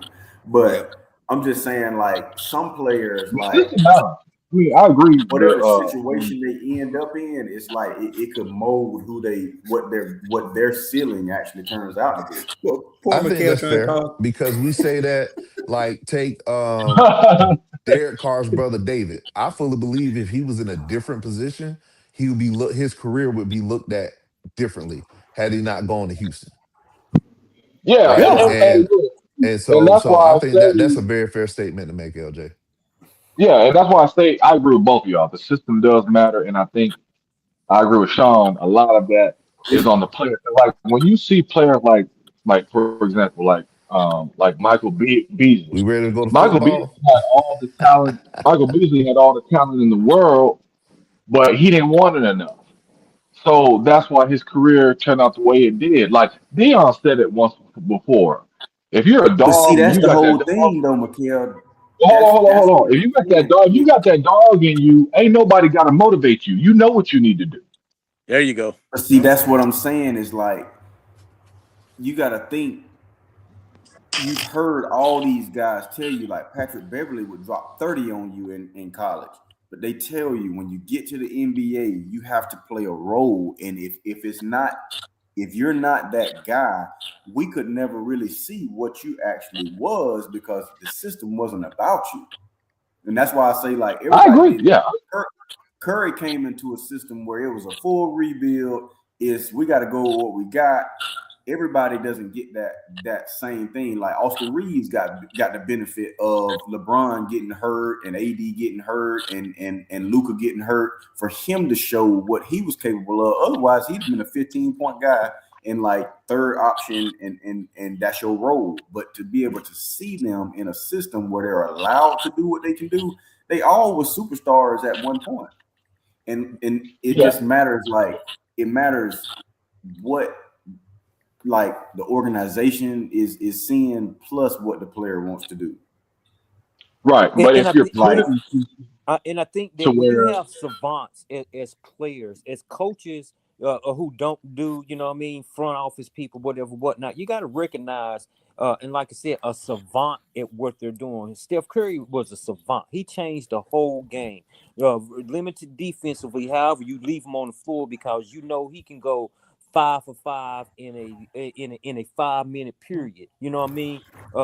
And just go from that point. But so to back up what all of you saying, you do have to have the person who sees that this cat is a little bit different, and you got to give when they're a little bit different, you got to let them go. You loosen up the reins in regard to your system. So yeah, I agree with everything that you guys have said. But when you have a savant, you have to be able to have a guy to be able to guide even them. You know what I mean? Luke Skywalker was strong in the Force, but he needed Obi-Wan. You know what I mean? To get him to that level. So you got to have those guys to help develop and let them go. He actually needed Yoda more, but I feel you though. Just like you needed that. me, Sid. Just like Sid needs me to get to the next level. Another example would be guys like Dennis. Y'all two crack me up, man. And Dennis Rodman and Draymond Green, right? I'm already taking a chance on you because you're undersized, and there's no telling what you could do out there on that floor in terms of trying to stomp somebody in the chest or whatever. Right. I'm allowing you to be who you are because I see the value in having you out there. Grace Allen. Like, you can't say like Draymond would have made it in every organization. Somebody would have been like, "Nah, this dude's a hothead. We're just gonna put him on the back burner." I feel like that's Right. Grayson Yeah, Allen. Grayson Allen's a hothead. But I Who you think say? in regards to Draymond, I think that Tom Izzo had a lot of influence on that too, though. So like, to some degree. Where did Grayson Allen? Where did he get? Did he get any coaching on his temper? Because I feel like he's a hothead. I hate him. Milwaukee should have never let him walk. I feel like he thinks he can get away with it too. That's what frustrates That's you true. about him. You saw what he did at Chet the other night. Entitled. did. Yes, he thinks he can get away with it. And that pisses me Ain't off. nobody knocking inside their head. I'm gonna tell you why he get away with it, Rez, and why some people probably won't like this answer, but NBA is 90-something% black, right? Right. They like to see a fiery white guy. Like, I know what it you. is Yeah, what I it Knew is. you were gonna go there. You're accurate. You're accurate. But on you that. know it's true. I'm You with know you. it's true too. No, You know, 100% agree. Yeah. Nobody get 100%. out there and act soft. Nah. Wasn't They like the Lucas. They like the Austin Reeves. They like that. Yeah. They like that dynamic. Yeah, Luka's because annoying. because like Sean was talking about weeks ago, it's the narrative. It's the narrative. The narrative is what sell the average fan who don't tune in. We gonna watch regardless. We don't give a damn who playing what, as long as they keeping score and they got different color uniforms. We'll watch. But it's the average fan who needs that that narrative to help push the story. But check it out though, Sid. Check it out though. It's the culture in itself. Do you know how nerve-wracking it is, and just being transparent, to go to a neighborhood blacktop and say I got downs, like, and then you got to get out here and prove that you belong on that court to play. Oh yeah. So we know that as the average person. Yep. So to be on this big stage and you got these 6'8", 7 foot tall dudes, shoot, I got to show that I'm not going to allow somebody to bump me and do all this and we like to see it. Well, there was Grayson when Grayson's situation, a lot of his stuff is dirty. It's not. I gotta protect. I gotta stand Yeah, up for myself. Yeah, he got to It's clean dirty. that up. He got to clean It's it up. dirty. Yeah. Right. it's I dirty. don't like He been dirty since college, man. Yeah, it. he Zaza was. Pachulia was dirty. Yeah, he was. Yeah, Y'all, he's y'all, why the Spurs didn't win that championship that year. Huh? y'all, Man, y'all, Kawhi, yeah, talk about the Kawhi Leonard situation. Yeah. I knew Yes. that was gonna come up. y'all mentioned Draymond. I want to bring something. Y'all mentioned Draymond a couple of minutes ago. I heard about the little back and forth between him and Kenyon Martin. Who y'all think was better in their career?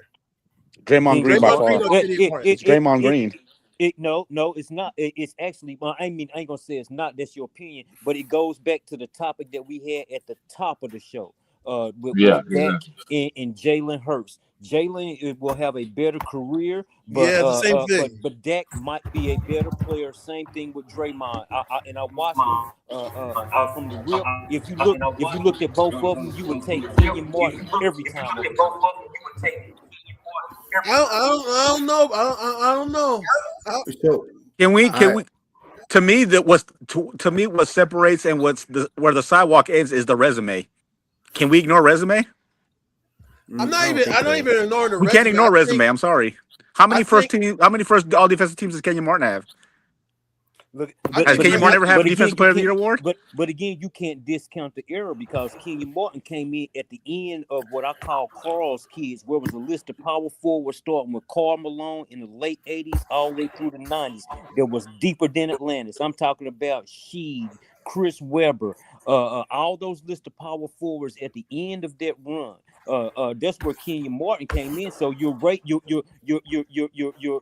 You're actually not comparing Kenyon Martin and Draymond. You're comparing Kenyon Martin to Rasheed Wallace, to Jermaine Right. O'Neal, his contemporaries that gets transposed over. So it's an Exactly. unfair comparison.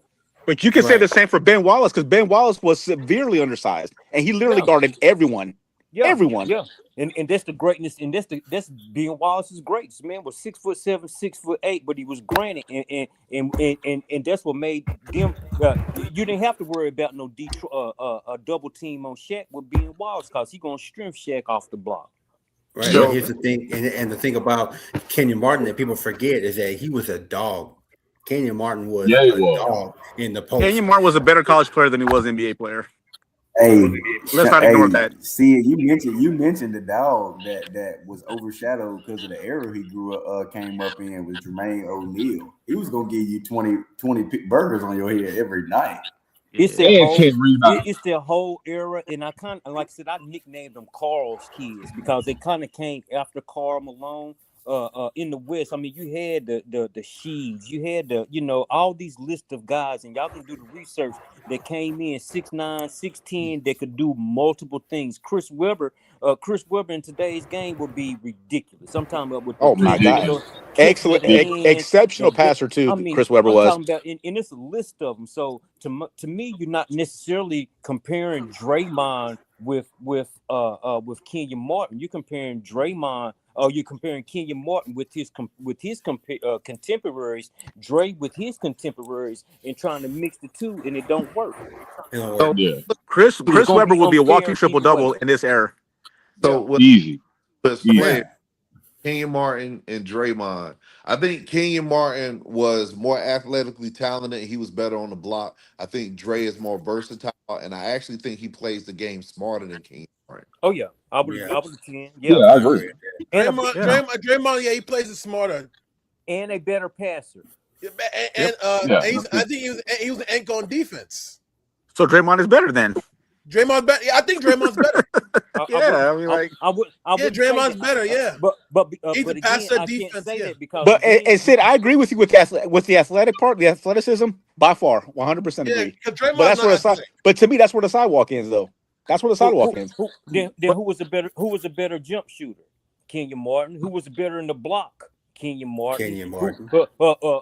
You can't discount athleticism. Again, that's why I'm saying that these whole But GOAT that's if you're not directly in your that's era, just one part of that's just one part of the that's just one slice of the sandwich though. but it is Defensively, where was he defensively? but No, again, but but He was the defensively, biggest he was part a better but the post defender biggest than part that Draymond. the biggest part that you're forgetting is errors, how the game is played. So But we Also, should we think shouldn't about we shouldn't punish Kenyon Martin nor Draymond for errors. We shouldn't punish right. either one of them. so I'm with We have to look at the talent and the IQ. Well, that's I'm what with he's telling you. you You can't Draymond has compare better the two. basketball IQ than Kenyon Martin. because I like when you talk about who Kenyon Martin had to go up against when we talking about all NBA, all defensive team, he's going up. He was going up against KG, Tim Duncan, Come Karl on. Malone, Come Charles. on. Right. Come on. Draymond had to guard centers at No, times. but Yes. no, we're talking about accolades. But what are the qualities All our for that? accolades. Look at the contemporaries that Kenyon Martin had to battle for accolades. Chris Webber, Sheed Wallace, Jawan Howard. KG, Please don't say Jawan Howard. KG Duncan, Good, When we man. mentioned shooting, Don't say Jawan Howard. Draymond wasn't not a great jump shooter, but he'll make a clutch, knock down a corner shot when the Warriors need it. He trust me. I know I was rooting against him, and I wanted LeBron to win those championships. Draymond will make a shot in the corner late in the fourth quarter and knock it down. So I And forgot if you you're a LeBron guy, But Dan. I forgot about that. also your yeah, I'm a role on your LeBron guy. I team. wanted Draymond. Draymond will make it against. I'm like, what the hell? Draymond will make some Also- clutch baskets. Also, your And- role on your team, on the New Jersey team, what would you they got to the finals? You would consider Kmart the third option, right? Yeah. At least at the very Yeah, At at least least the third, the third yeah. option. Dre was the fourth option at best. He I was think the fourth Draymond's more option valuable, at best. So you can't compare the two. When I have a 3 responsibility and you have a 4 responsibility, you can't keep comparing cross comparing those guys. And right. And then you put here's to speak on that. He was the If you fourth put- option on those 2017 and 2018 teams. I'll agree. He was the fourth option. I'll agree. So if you so to piggyback off of what Sid's trying to say is if you put Draymond in at his position in the time Kmart played, and you put Kmart in the current era, you can't do it. Their games don't match up.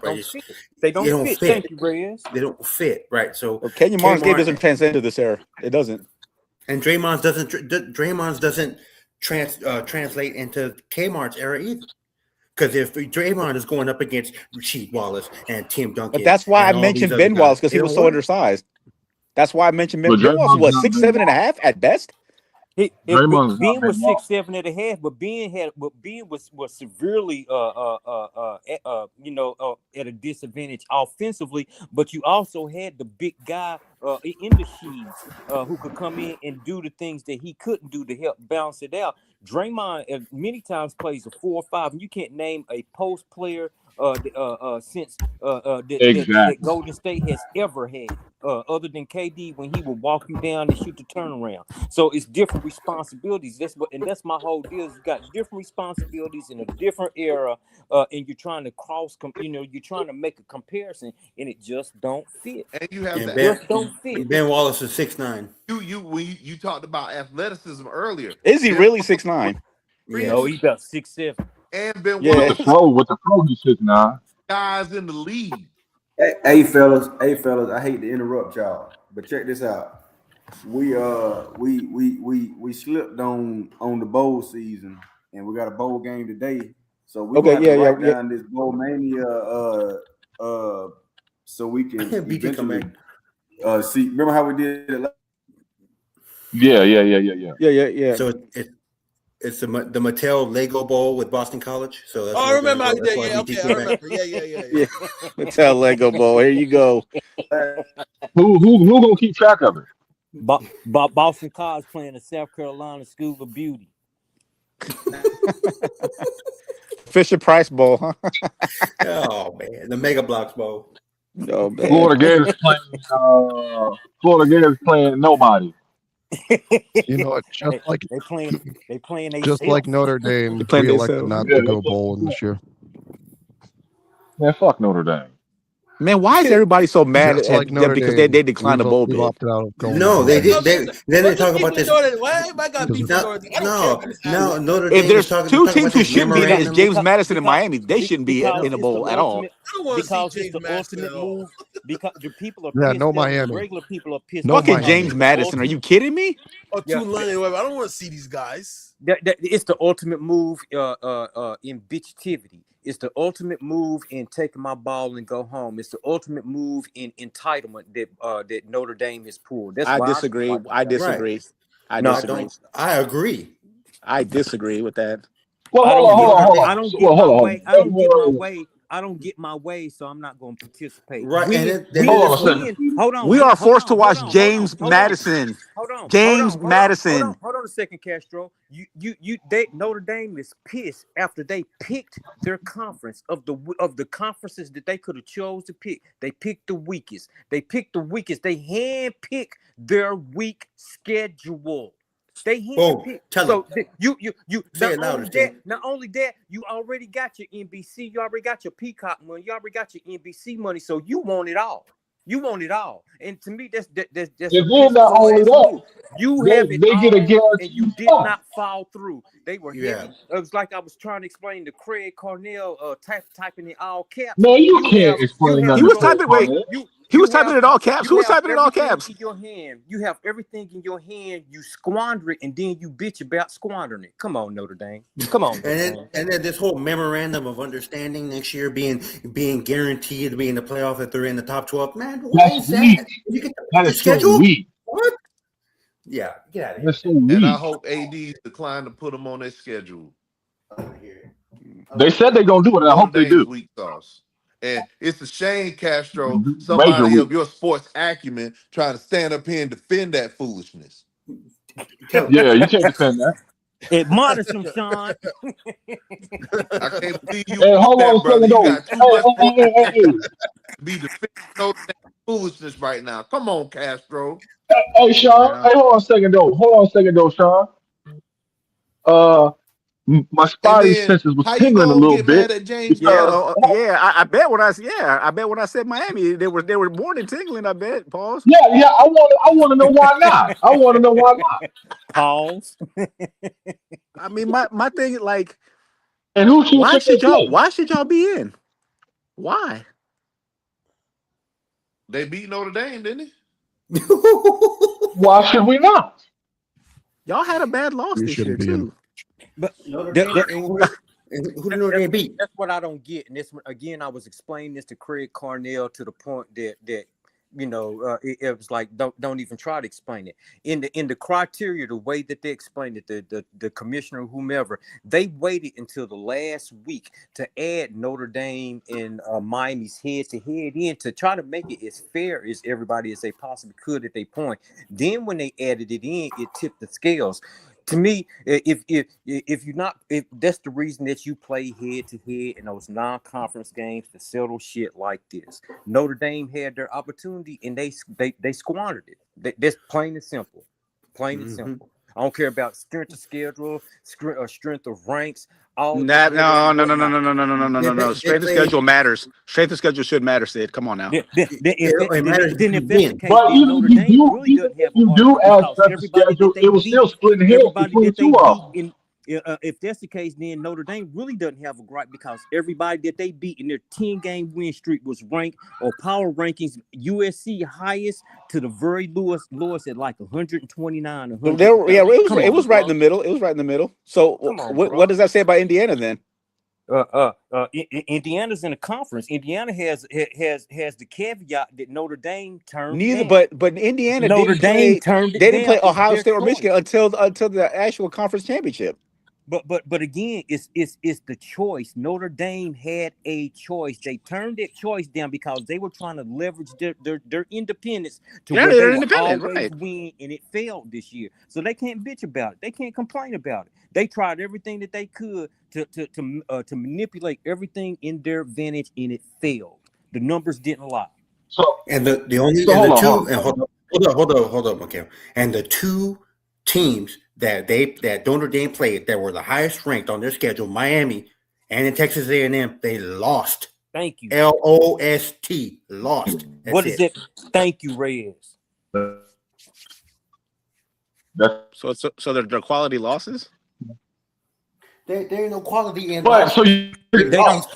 It's not the quality So you losses. rank That they don't have any quality losses wins. only. Hold on. It's not that they have the quality losses. Where are their quality wins? Boom. That's it. Exactly. Thank you. If it can't nobody answer that, USC don't That's it. count. The two that they had the opportunity to, that they handpicked and built their schedule around, they lost. They have no more Okay. excuses. Go ahead and chill on now. And you know what? I get it. I'm upset. I'm not happy with them James Madison pick. I'm not happy with those picks. But No, Nobody they should be did. happy with that bullshit. They did win, and they earned they earned it, right? Notre Dame picked their schedule, like Sid said, and the two teams that they could have leveraged their schedule around, they lost, and that should mean something. Yep. That's it. Okay. What about this mess in Michigan, man? Ooh, Oh my ooh, God. it's Sharon Moore. Me and LJ was talking about that earlier. I ain't got much more to say about My that. brother don't want to Oh, know. God. Harbaugh said, hey, I don't think anybody can mess us up worse than I did. Sharon Moore said, oh, my beers. Oh my beard. Yeah, my beer's getting Bro, warm. like, Yeah. what is going on with that? Like, Dog. It's to That dude me, lost man. his It's like time. both of them, both the girl. I don't know her name. At the end of the day, it's responsibility for both. You know, Thank they you. both ruined their careers. They Thank you, both Cassie. ruined. You know, they both let the university down, the alumni down, the fan base. And then I also saw, and again, I don't want to stick too much with the, you know, like somebody was it Ryan Clark that said that he let the black community down, this and that. Like let's just stop right there. Don't speak for one community. Like there are other people who love the University of Michigan from different walks of life. Right. So for you to say that, it's very it's irresponsible for you to say I that. don't like that. I don't I'm like not that gonna about say- Ryan Clark. I'm not I gonna don't say like it's that about Ryan. irresponsible. he jumped the gun without assuming stuff without, Yeah, he jumped the Right. shark on that one. he jumped the He shark a jumped the lot. shark. Yeah. Yeah, Oh, yeah. and honestly, I do. But what the point where he was trying to convey, and he doesn't say it right, is that honestly, and this is coming from black men, and not to turn into no race thing. We have a Yes. responsibility as a black man that when we open the threshold, that we don't fuck up. We don't have to win, but we don't have to fuck up what's behind us, because those cats that's coming behind us not gonna get that opportunity. And this complete meltdown, however it went down, It's definitely a meltdown. it's a bad look, and me and BT were chatting a little bit offline and whatnot. The Michigan knew whoever their athletic director and chancellor is, they have to go as well, because they know no state employee is going to get a $32,000 raise and don't nobody know. You don't go from 58 to 90,000 in a year and don't nobody know and don't nobody ask no questions. Right. So it even goes higher than Sharon Moore. The AD and the chancellor, they need to be held accountable too, because they know. So this was Well, shit. this version of it was real bad, but like what Bobby Petrino didn't Bobby Petrino do some underhanded shit too at Louisville? Yes, sir. Yeah. Right. Yeah, I mean, like, just saying. And Urban Meyer going to bars, getting by. Just saying. Right. But you know what? And so I hear what you're saying, Marcus. And Yeah. like we're trying to keep, and we're not trying to get too crazy with it. But I know, and I respect it. I respect it. I see what Ryan Clark is trying to say, but I think that Sid is right. And I think from my perspective is, and I'm not African American, so I can't say anything. I can't say anything on that part, but I do think there are people in the sports arena like Mike Tomlin and Todd Bowles, right? They're a positive example of what black people are in sports, right? And I don't think that one person is necessarily, setting a bad or whatever he's saying a bad. 100%, Reyes. 100%. Right, and so I think you're right. That Ryan Clark needs to stop with trying to accelerate this race thing and just like. Sure, more. What he did is he's gaslighting. It's gaslighting. And you're responsible, dude. You're gaslighting. What he tries to say, he doesn't, like Sid said, he doesn't say things right. Maybe gaslighting, but history shows that African American quarterbacks, not quarterbacks, coaches are more the leeches than their contemporaries. And my big that is Tyrone Willingham. Not Tony Dungy. By the way, Tyrone Willingham is from here, by the way. So I didn't know if y'all knew that. I mean, and then I said Mike Tomlin. That dude's got like a 40-mile leash. And then Charlie Weiss, credit for winning with Marvin Lewis is saying, "Hold my beer." Go ahead. Like Tyrone Willingham to me just got a raw deal, but I do agree with Ray said it's black people are not a monolith, right? And I don't think that everything that happens is that. Now, does it look bad? Yeah. Are they going some people be like, there you go, see, can't give them nothing? Yeah. When I saw it, I shook my head. I was like, come on, bruh. Come on. Yeah, man. I shook my head like that because whether we want to recognize it or not, it's going to cause some hesitation for some people.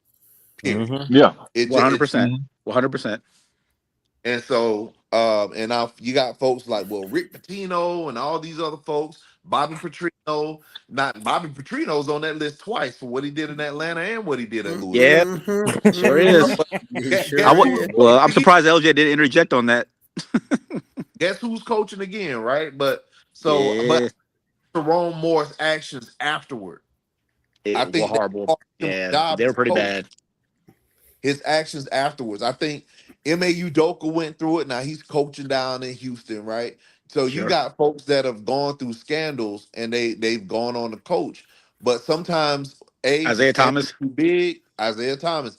Sometimes the scandal's too big, or B, react to the scandal is worse than the scandal itself. And I think where Sharon Moore is, his reaction to everything was worse than what actually came out. And so I think the brother's done. And I think that, and he don't have the credibility yet to say, okay, well, maybe let's give him another chance. Now he's done. Now, everything that's coming up, he's not getting another job. He's blackballed. Yeah, because I mean, if it was just an affair, then it's like, okay, it's a different story. But all the extra shit. Yeah, I mean, he broke into somebody's house, threatening to kill somebody. Broke in the house. You can't do that. No, that was wild right there. You can't, and the abortion was the kicker. You know what I mean? I'm not. Ain't no way. Oh, so the abortion was true then? I'm gonna send somebody a fucking. Oh, see, I thought it was. I thought it was just a rumor. I didn't know it was true or not. Damn. No. Because he had the plan B, like in his office or some shit. Through DoorDash. Another job. Through DoorDash, bro. Through DoorDash. DoorDash. Why would you do like why, bro? You can't even do the spark. Somebody explain that to me. Somebody, please. Me too. I want to know. That's a man that saw his whole life and career flashing before his eyes in less than 4 days. Yeah, if he's just having an affair, like Mikkel said, then y'all saw he looked bad in the court hearing. You saw how he looked at the court hearing? God, he looked horrible. This is next level stuff. You know, it's like and this is go back to the mental health thing, because part of it is definitely mental health. You know, you don't just go break into someone's house now. There's something wrong with him mentally, right? So it's at some point you turn from, like what Ryan Clark said about representing people, to it's an individual problem. Individual thing, you need help. You know what? Ain't nothing wrong with him. I'm gonna keep it real. When the thing is that when people are held to a level of accountability, you blame everybody but yourself. Ain't nothing wrong mentally with that motherfucker, man. He just got mad because baby he just dime the mail, and that's all it was. You going to go try to intimidate. Ain't nothing wrong mentally. I respect do everything that he was doing and how you was doing. Right. Yeah, I remember Mario Williams. Mario Williams. He's from a town over. Like he's from Richlands, North Carolina.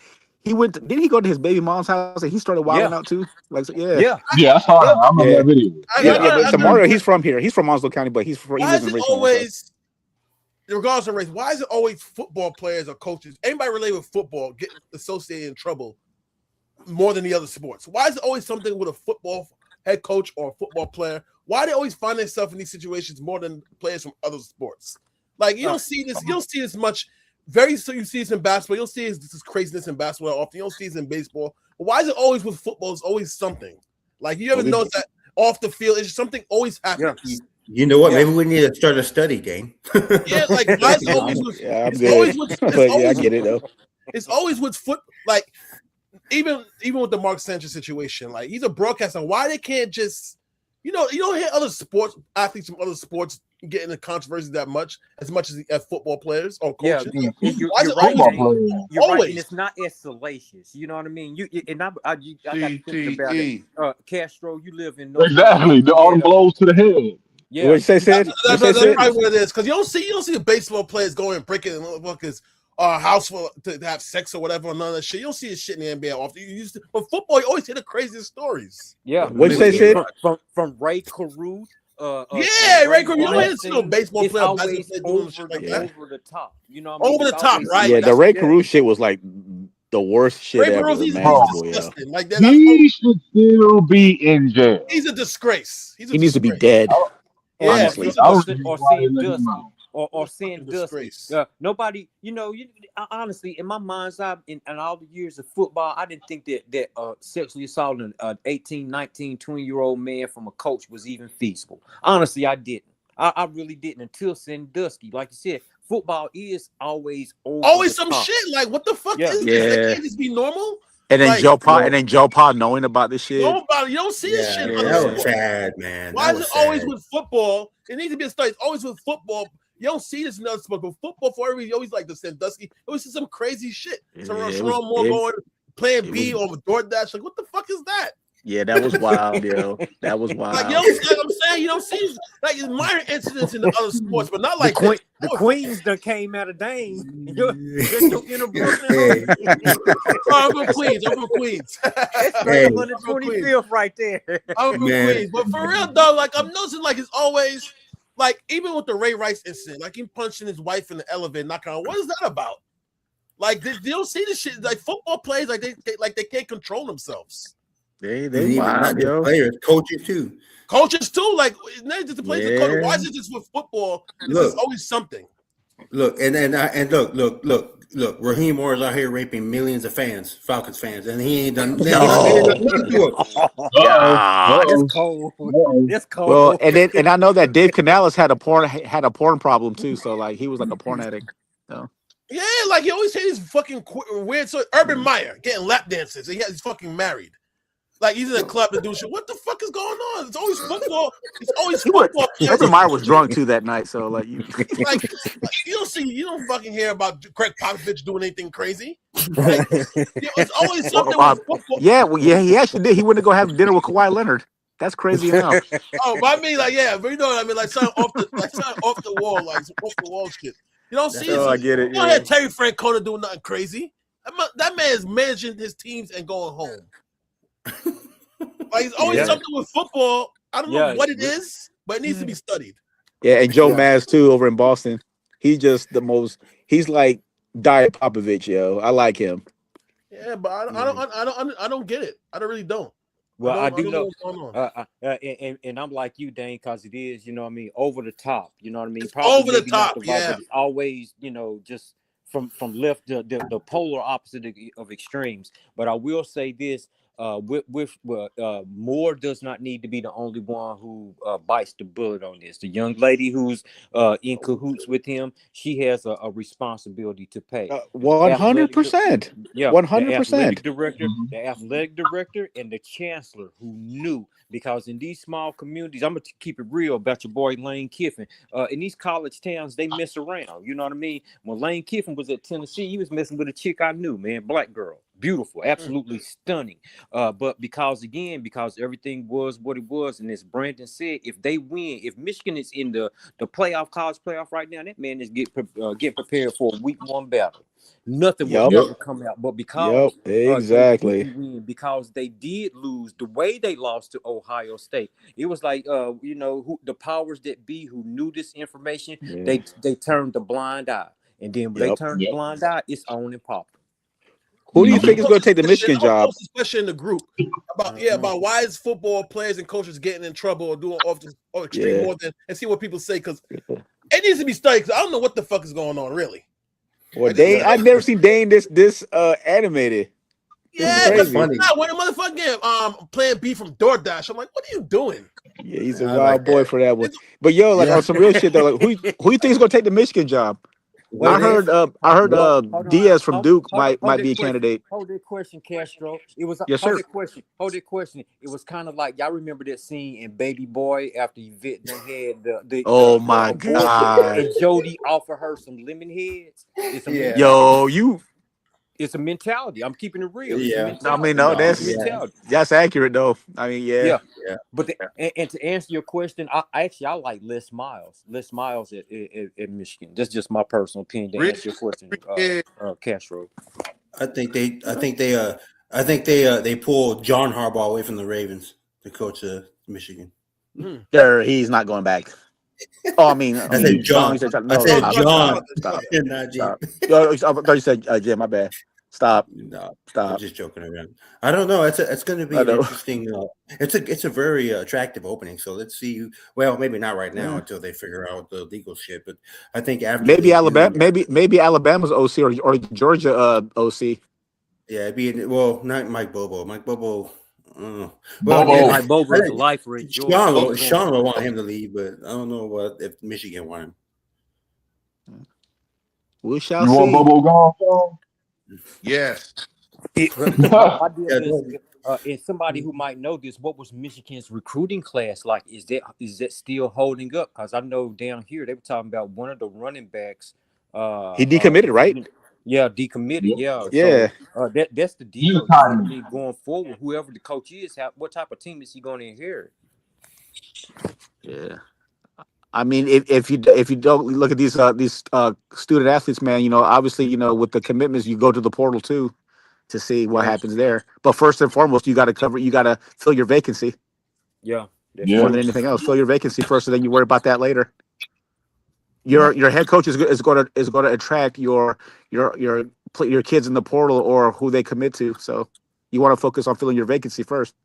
But and that's why honestly I think that Les Miles and as Reyes said, Harbaugh, the other Harbaugh would be the guys that could honestly come in and immediately Make an impact. Make an impact and stop the bleeding because they're going to bleed for a long time. As of right now, their number 247 Sports has them number 6. They have 15 4-star recruits and 2 5-stars. And a handful of 3 stars. So they got 24 commits overall so far. Again, fill your vacancy immediately. Yeah. You want to keep that. You want to keep a top 5 recruiting class. 100%, Reyes. I think we covered everything, didn't we? Not the NFL. What about the bowl game? The bowl game already started today, but I don't know if y'all want to pick this one. NFL, what about predictions for tomorrow games? The schedule. BT's still here. All right. We get our face back against New Orleans. BT's not here. BT's not here. I'll take over. You got it?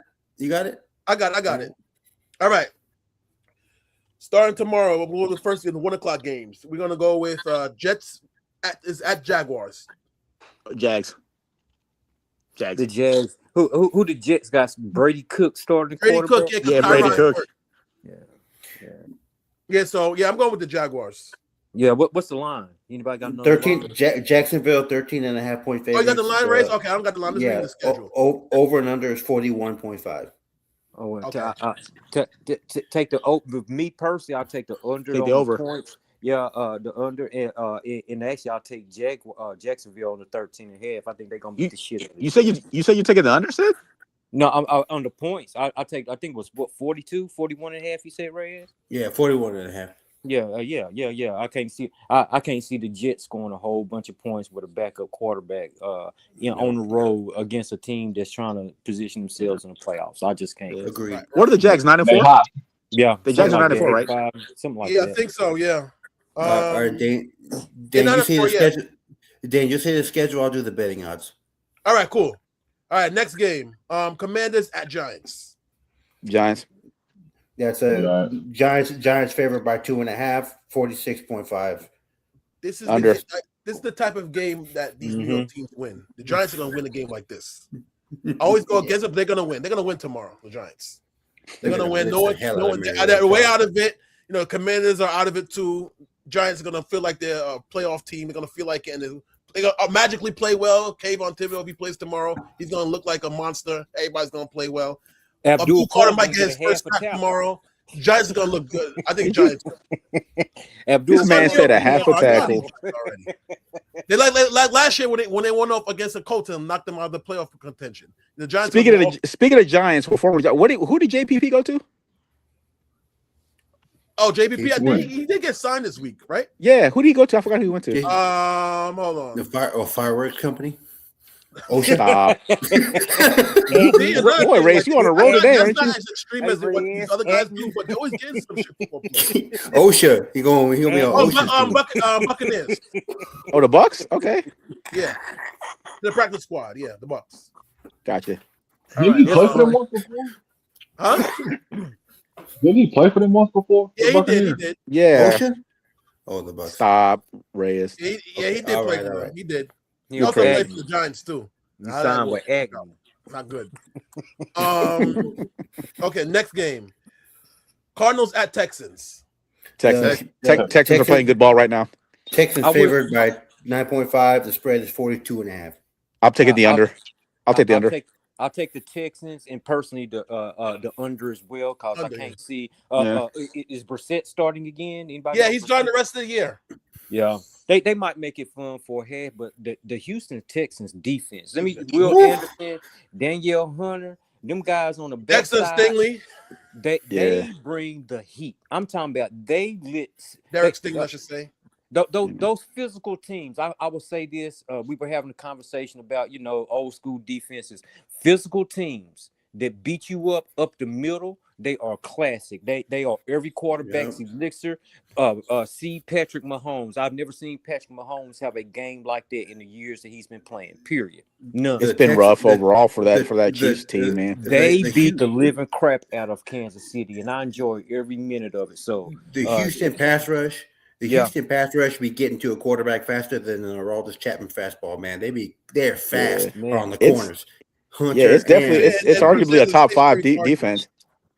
The Cardinals, they hang in games. They just don't know how to win. They'll score some points. They just don't know how to win games. But like Derek Stingley, he's shutting down whoever is in front of him. Who's going to be Rasheed Rice? Yeah, Arizona's got a Kyler Murray problem too, man. They got to do something about that. Derek Stingley, he's too worried about the next video game that's coming out. He on Black Ops 7 just like me. Come on, man. Kyler Murray, man. He's done in Arizona. Yeah, he's done. He's a 5-time Super Bowl champion on Madden. All right, y'all ready to go? There you go. All right. Next game. Browns at Bears. Bears easily. The Bears are a 7.5-point favorite, and the over/under is 38.5 points. I'm telling you, stick with the under. Stick with the under. This is probably going to be one of the most entertaining games. It is with Caleb and Shador. I can see this being a real fun shootout. I honestly, I think Cleveland has a top 5 defense, but they don't put it together because of the inconsistencies of the offense. However, Chicago doesn't have a top 5. You can get points on Chicago. I like Kevin Byard. Yeah, I'll take Chicago, but not by 7. Give me a field goal late. But I can see about 4 or 5 touchdowns. You know what I mean? Combined between both teams, it's ought to be a fun game. Couple players to watch out for. It's gonna be like 13 degrees tomorrow. That game. And Shador ain't throwing for 300+ yards tomorrow. I'll tell you that. But the thing with the Browns, the defense is not good on the road like is at home. It's better at home. Okay, I said hush, hater. All right, check it out. Couple players to watch out for. Couple players to watch out for. 100 yards. How many yards? No, it's going to be under 300. It's going to be freezing tomorrow. The game. Shador's throwing under 300. Tell me why. Well, because it's 13 degrees. That's why. It was snowing last game. Ooh. This is. Lightning won't strike twice. That's just how I see it. Yeah, you're just a hater. All right. Okay. Anyway, I feel lightning won't strike twice. I have nothing against Shador at all. They need to gain more. 4 touchdowns. That's not going to happen tomorrow. I ain't seen Dylan Gabriel throw for 300. Nobody in. I'm not talking about Dylan Gabriel for that much against the Titans. No, Because the Titans have a very good defense. This their offense that sucks. Yeah. That's the reason why Yeah, I the said offense that next stinks. week's game because he got points against the Titans. And granted, it was in Cleveland, and I know the situation of everything is going to change, but still, Chicago's defense is nowhere near the Tennessee Titans defense. Nowhere Nope. near. And Chicago has proven that you can get they points do lead against them. I think they lead the league in forcing turnovers. Well, here's what I was gonna say. If you let me talk, the players to watch for Chicago, Nashawn Wright has an interception in the past 3 games for the Chicago Bears. They force turnovers. They get picks. Right. They get interceptions. So I can see Yeah. that even if the Browns do win, I can see Shador throwing the Bears pick you off. Shador's throwing at least 2 picks tomorrow. They pick Hey, you let off. J Ray. Let J Ray finish what he was trying to say, man. Also, God dang. All right. Also, Myles Garrett is 3.5 sacks away from tying the record. 3.5. That's it. So He could do that's that another tomorrow. player. Right. He could do that tomorrow. He can. I hope he do. Tomorrow. He gonna have Caleb running for his damn life. Watch. Hopefully, Caleb lay down for him like Favre did for Strahan. Yeah, for straight hand. Amen. Yeah. That was weak, by the way. Weak. No, man. Yeah, I hate that when he just let him sack him. Yeah. Weak like 7 days. Castro, this is recorded. What's up? This is recorded. That's fine. But and a player to watch tomorrow for me, the running back from Chicago, number 25 is Manungai.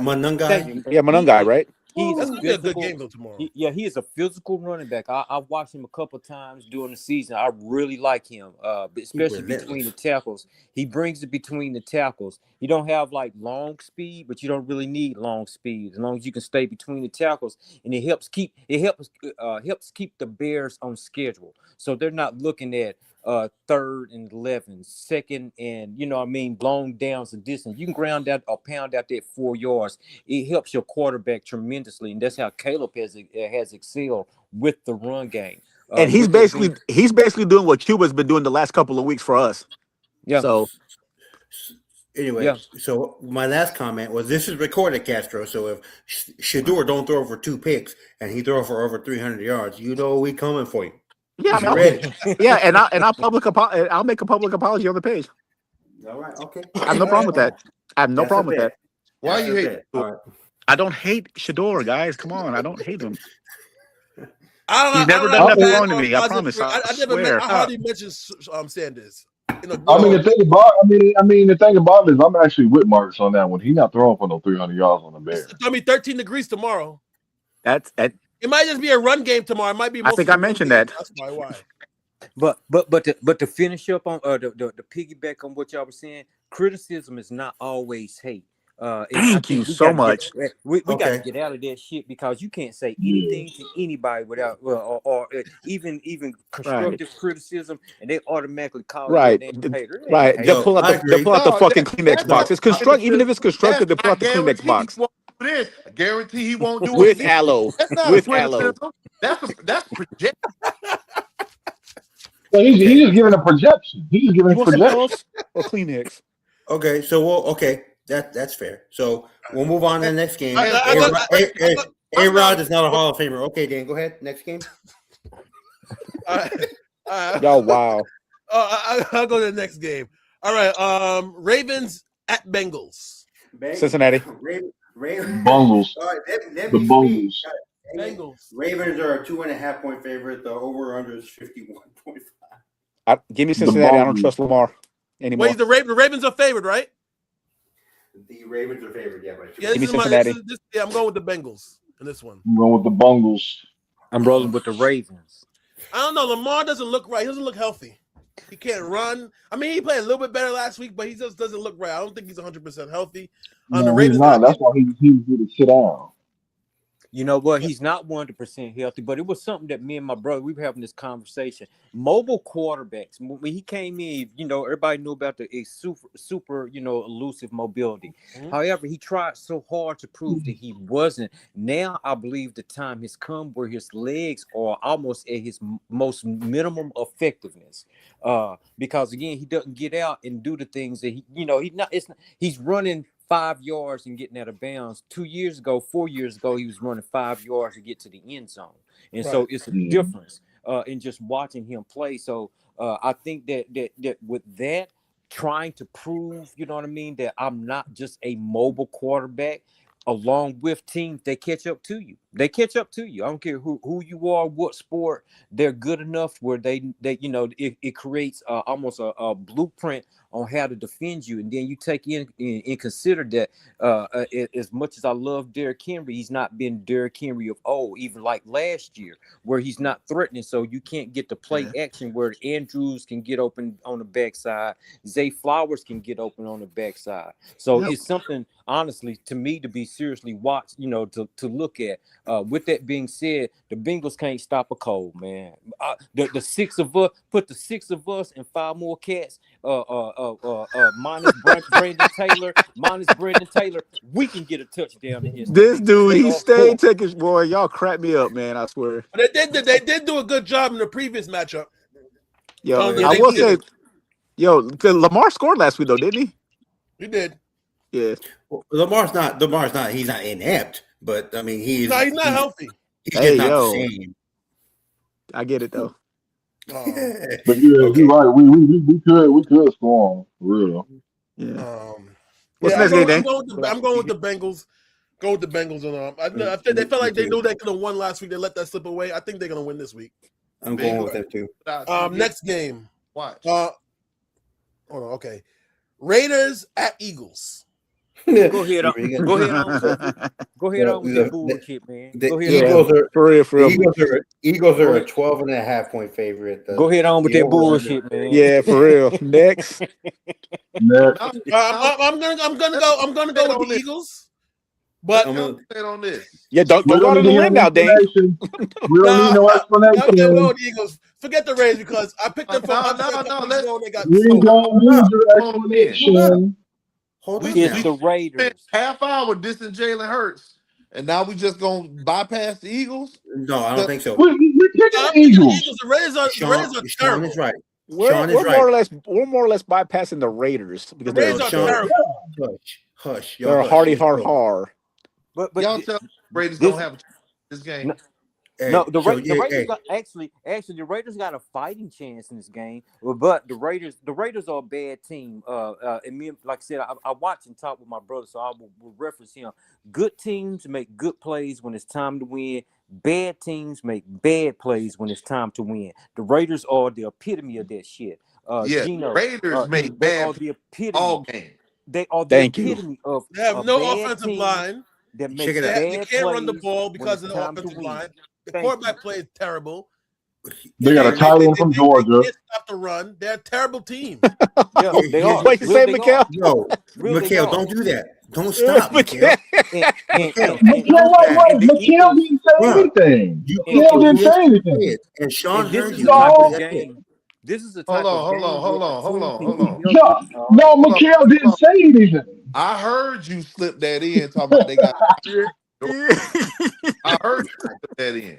Yeah, I heard So, it too. and what? Mikhail, I told you to stop. That's all right. We drug y'all back to the playoffs, even though Beck don't play for us. We still made sure he got in. So, here's- Hey, no, Undeservedly so, but go ahead, Dane. What's the next game? hold up. Here's what I think. Hold on. Go ahead, Raiders and Eagles. Fred Johnson starting at right tackle, or was right? Yeah, right tackle, and Max Crosby, X factor for the Raiders. That's going to be a closer game than y'all think. Guarantee it. No, it probably will be a close. I don't think it's going to be a blowout, ahead. but I think the Eagles will win. Go ahead, Dane. Yeah, they did.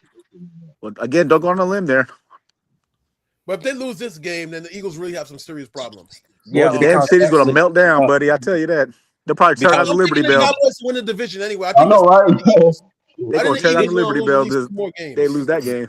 This is one of those. This is one of those games for Philadelphia where you can mentally get yourself in a better a mental spot. You come out and take care of business. Your outlook on your future is completely different because it's about confidence. If they come out and handle their business and the Raiders stay consistent to who they are, they'll play good for two and a half quarters, and then the third quarter it'll open up in the floodgates. So this is a game that Philly really needs to get themselves in that stretch because they still control their own destiny. They're struggling, but their season ain't over. You got to handle business against an inferior team.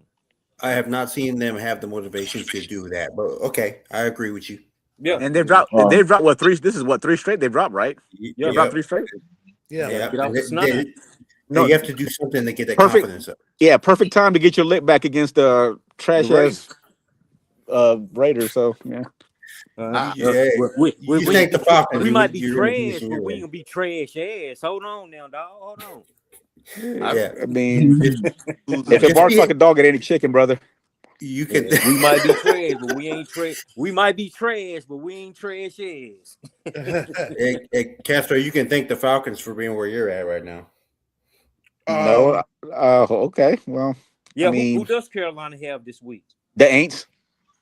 We're gonna get to that. We'll get to I'll Okay. get that when I'm going with the 4 o'clock games. Next, All right, next game, Chargers at Chiefs. Chiefs. And a surprise. The Kansas Chiefs City need this is- bad. They City. need it bad. I think And this is it's at KC, right? It's at KC, yes, at Kansas Chiefs. City. Yeah. Chiefs. Kansas I'm City is going a with 6-point the favorite, Chargers. and- I've been picking the Chiefs all season. I think this is the first time I'm picked against them. I'm going with the Chargers. I think the Chiefs are just done mentally. We're gonna see vintage Patty McGoat. I mean, if Kelsey gonna catch the ball, like, I mean, and I love Travis Kelsey, but Kelsey's I mind think is someone. he's done. is Worthy Pacheco going to wake up too? So I mean, Yeah, they need to wake up we too. got to Yeah, they need understand to- that. So They need to wake up. The Pacheco only person always that's alive been on that in team those. is Chris Jones. Pacheco, he like a damn gremlin, man. They're like that face, the faces that he makes after he gets them first, they're like, ugh. I'm going with the Chargers. I'm gonna take the Chiefs. Chiefs. I'm gonna take the Chiefs in a desperation win, because I don't think the Chargers really have the complete dog in them. The Chiefs are a desperate team. The Chargers don't have that knockout kill aggression. And like I said, a desperate team. You know what I mean? It's something to be said about a desperate team and a confident team. When you're desperate, you know what I mean, all bets go out, and then opens up a playbook. You ain't got nothing to lose because the Chiefs know if they lose this, their season is They're done. It's officially over. Yeah. Desperate times calls for what? Desperate measures, they say. Yeah. Right. Hell yeah. The Chargers have the ass end of a dog in them, so we'll see if they have what it takes. They have four of their 5 starting offensive linemen are last or next to last at Pro Football Focus at total ranking. So they are really struggling on the offensive line. I'm going to take the Chiefs here on a big an upset win. Yeah, Rare that the Chiefs are underdog at home. The fact that we're saying Chiefs in an upset that doesn't sounds weird, sit right? right with me. Yeah, don't sound right. Sit That's right with weird. me, Yeah, man. that's weird. Parallel universe, man. That sounds Man. weird. Chiefs We're back are in 2018. upset. Yeah, the 2018. upside down world, like on Stranger Things. It's crazy. All right. Next game, Bills at Patriots. Game of the week. All right. Yes, sir. Give me the newly proud Papa Josh Allen for the win. I'm going with the Bills. Oh, Josh Allen was a kid. Yeah, him and Haley are having a kid. He went on IG. Okay. I think it was yesterday, and showed her. I think they were in the snow, and he held her belly and stuff. So they're having their first kid. I don't know. He saw that That baby He ain't saw that Eve. Simmons movie. Yeah, that's Michael B. Jordan baby right there. That baby's That gonna come baby out being ain't 6'4". That's Mario Williams, baby. Oh my God! That's fucked up, Sid. That's fucked up. Anyway, I don't know how BT does it, but the line is Buffalo's a favorite by 1.5.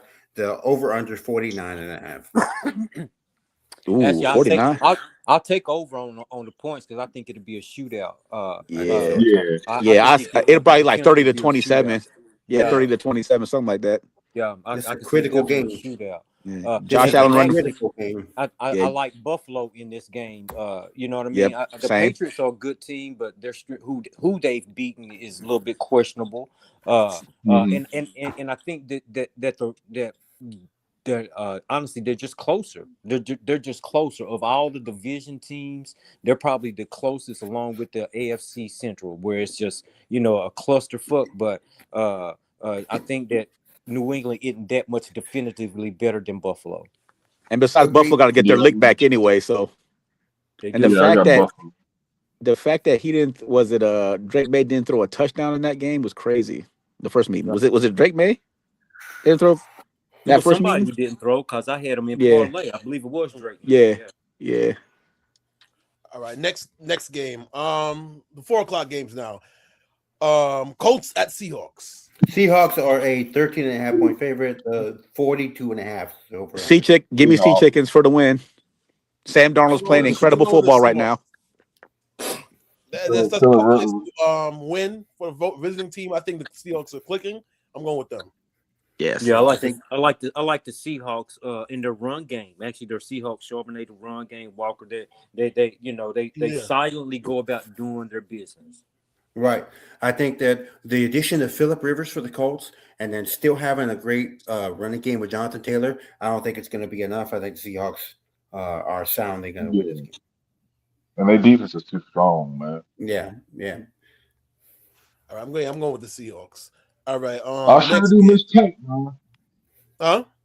I was telling Reyes, I sure do miss the Marcus Lawrence. Oh, Mhm. Somebody might he blow out. living the life up there in Seattle now. He's contended for the playoffs now. Yeah, man. Yeah. next game. Packers at Broncos. The Green Bay is a favorite, 2.5 points, and then the over under is 42.5. Give me Denver for their 11th straight win. Fuck I'm going with the Denver. Packers. I don't trust Jordan Love. I don't trust. I still don't believe in the Bo Broncos. Nix? I don't think. I don't trust the Packers offensive, the Broncos offensive line. That's I why trust That Broncos. defensive line is very stout. They looking like 2016 all over again, buddy. I tell you that. I Yeah, got the man. Packers. they I'm going with I got the stout. Broncos. They stout, but never. I just can't. I think Jordan Love will have enough. And the guy who made a cameo appearance last week, Jacobs, for Green Bay, he has to play well. He has to play well, and they got to keep feeding on the Brock.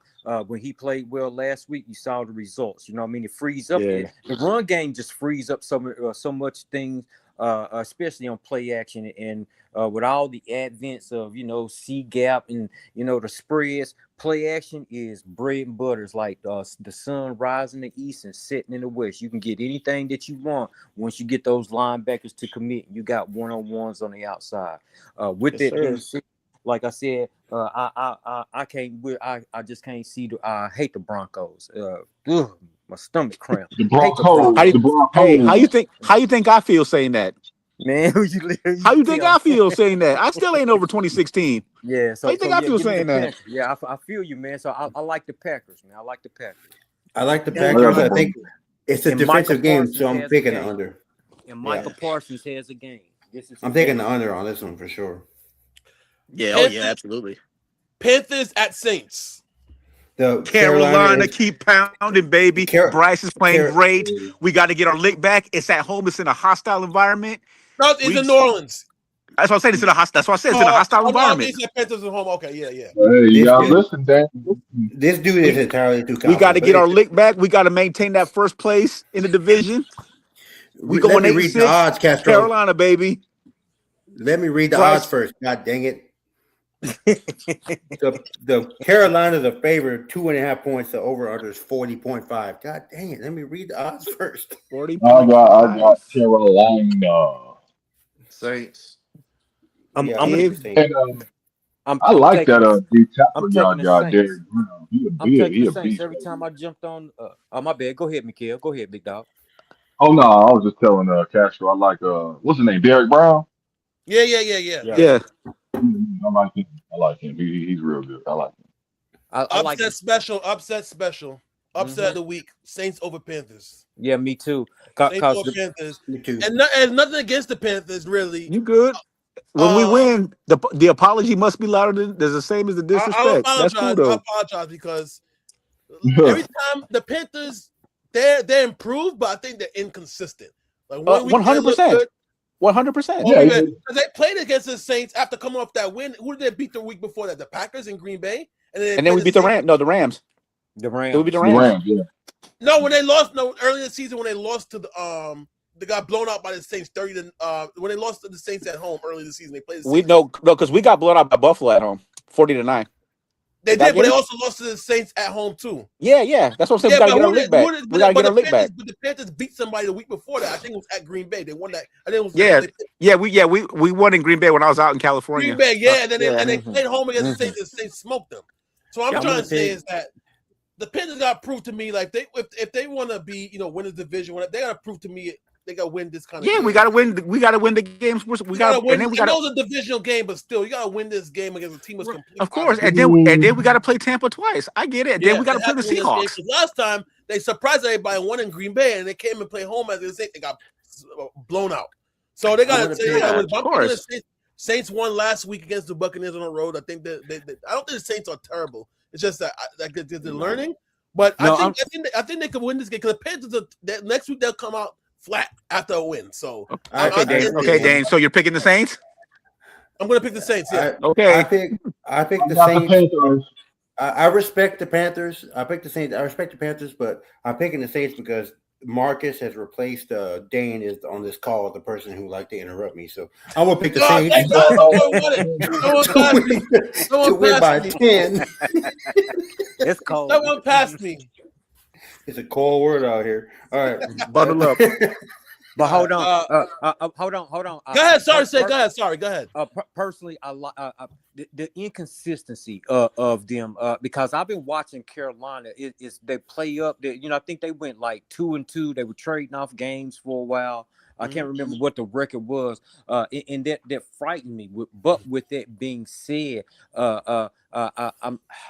my heart is saying Carolina, but my brain is telling me New Orleans because New Orleans is not great, but they're not as bad as their record indicates. Right. And I think honestly, I think that DC or the Commanders and Carolina have traded identities this year. Because the thing that with Washington last year, they were ahead of schedule. I think that they're Carolina's ahead of schedule. With that being said, I'm gonna roll with my head in New Orleans on this one, in a close one, because it's one of those inconsistencies young teams got to figure out. So between these two teams, what I think is going to happen is both their buses going to break down on the way to the stadium, and the game is going to be canceled. Move on to the okay. All right, then go ahead. So says the Atlanta fan. All right, next game. Titans at 49ers. The 49ers are a favorite, but it doesn't matter. Total over under 44.5. Next. Yeah, basically. Niners. Yeah, they're gonna beat the living Titans had a nice win last week, but I think that was more of the Browns. Mm-hmm. Okay. Next. They call that a fluke, my friend. Yeah. Sorry. And they great get broke. I'm going with the Niners. I think there's just personnel, coaching wise, they had advantage at that home. They had the advantage. Yeah. They got all the advantages. All right. Yeah, they're gonna break Tennessee out. So I just how I look. Break Tennessee no disrespect, Sid. I know your house is like a 1 minute walk from the stadium, but no disrespect.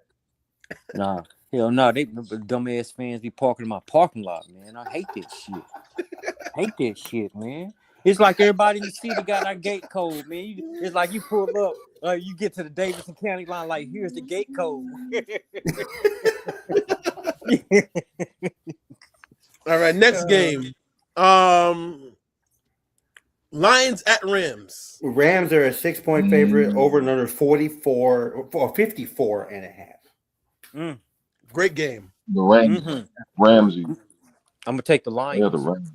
I'm gonna take the Lions. I'm going to Rams. I wouldn't be surprised if the Lions win. This game can go either way, honestly. Yeah, I like the Lions. And the artist formerly known as the greatest show on turf. I'm taking. Yeah, I got the Rams, man. Them boys, man. I think they're back, but I think the most desperate team wins, and Detroit's in the same situation that Kansas City and Dallas is in this week. If they lose, you can go ahead and wrap that shit up because you're not gonna catch the Bears. And I think Green Bay, if they handle their business, it just puts a whole lot of pressure with 3 weeks left. So if Detroit loses, it's a wrap. I think the most desperate team will win. So I'm gonna take Detroit. I think they can get wild card though. I think Detroit have a chance to get wild card. I think Detroit is too injured. I think Detroit's too injured in the secondary, and I think the Rams are going to step up on defense and play their best ball today or tomorrow because they're not playing the Cowboys. right? The Lions are playing the Cowboys this time. They're playing a team that's a legitimate contender. That's got Yep. they got Solid weapons on defense. both sides of the ball. I think Yep. I got the Rams in this one. You know, you Now, talking Oh, about I'm Jared going Goff, Braden Fisk, and Cam Kitchens, Cameron Curl, all them. Like that's a That's, strong defense.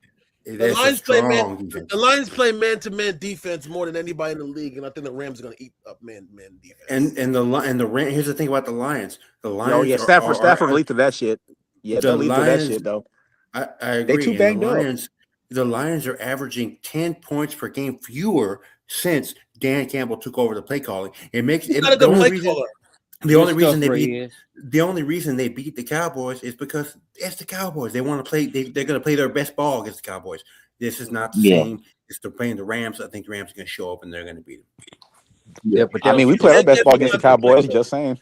You did, yes, you did, and you won.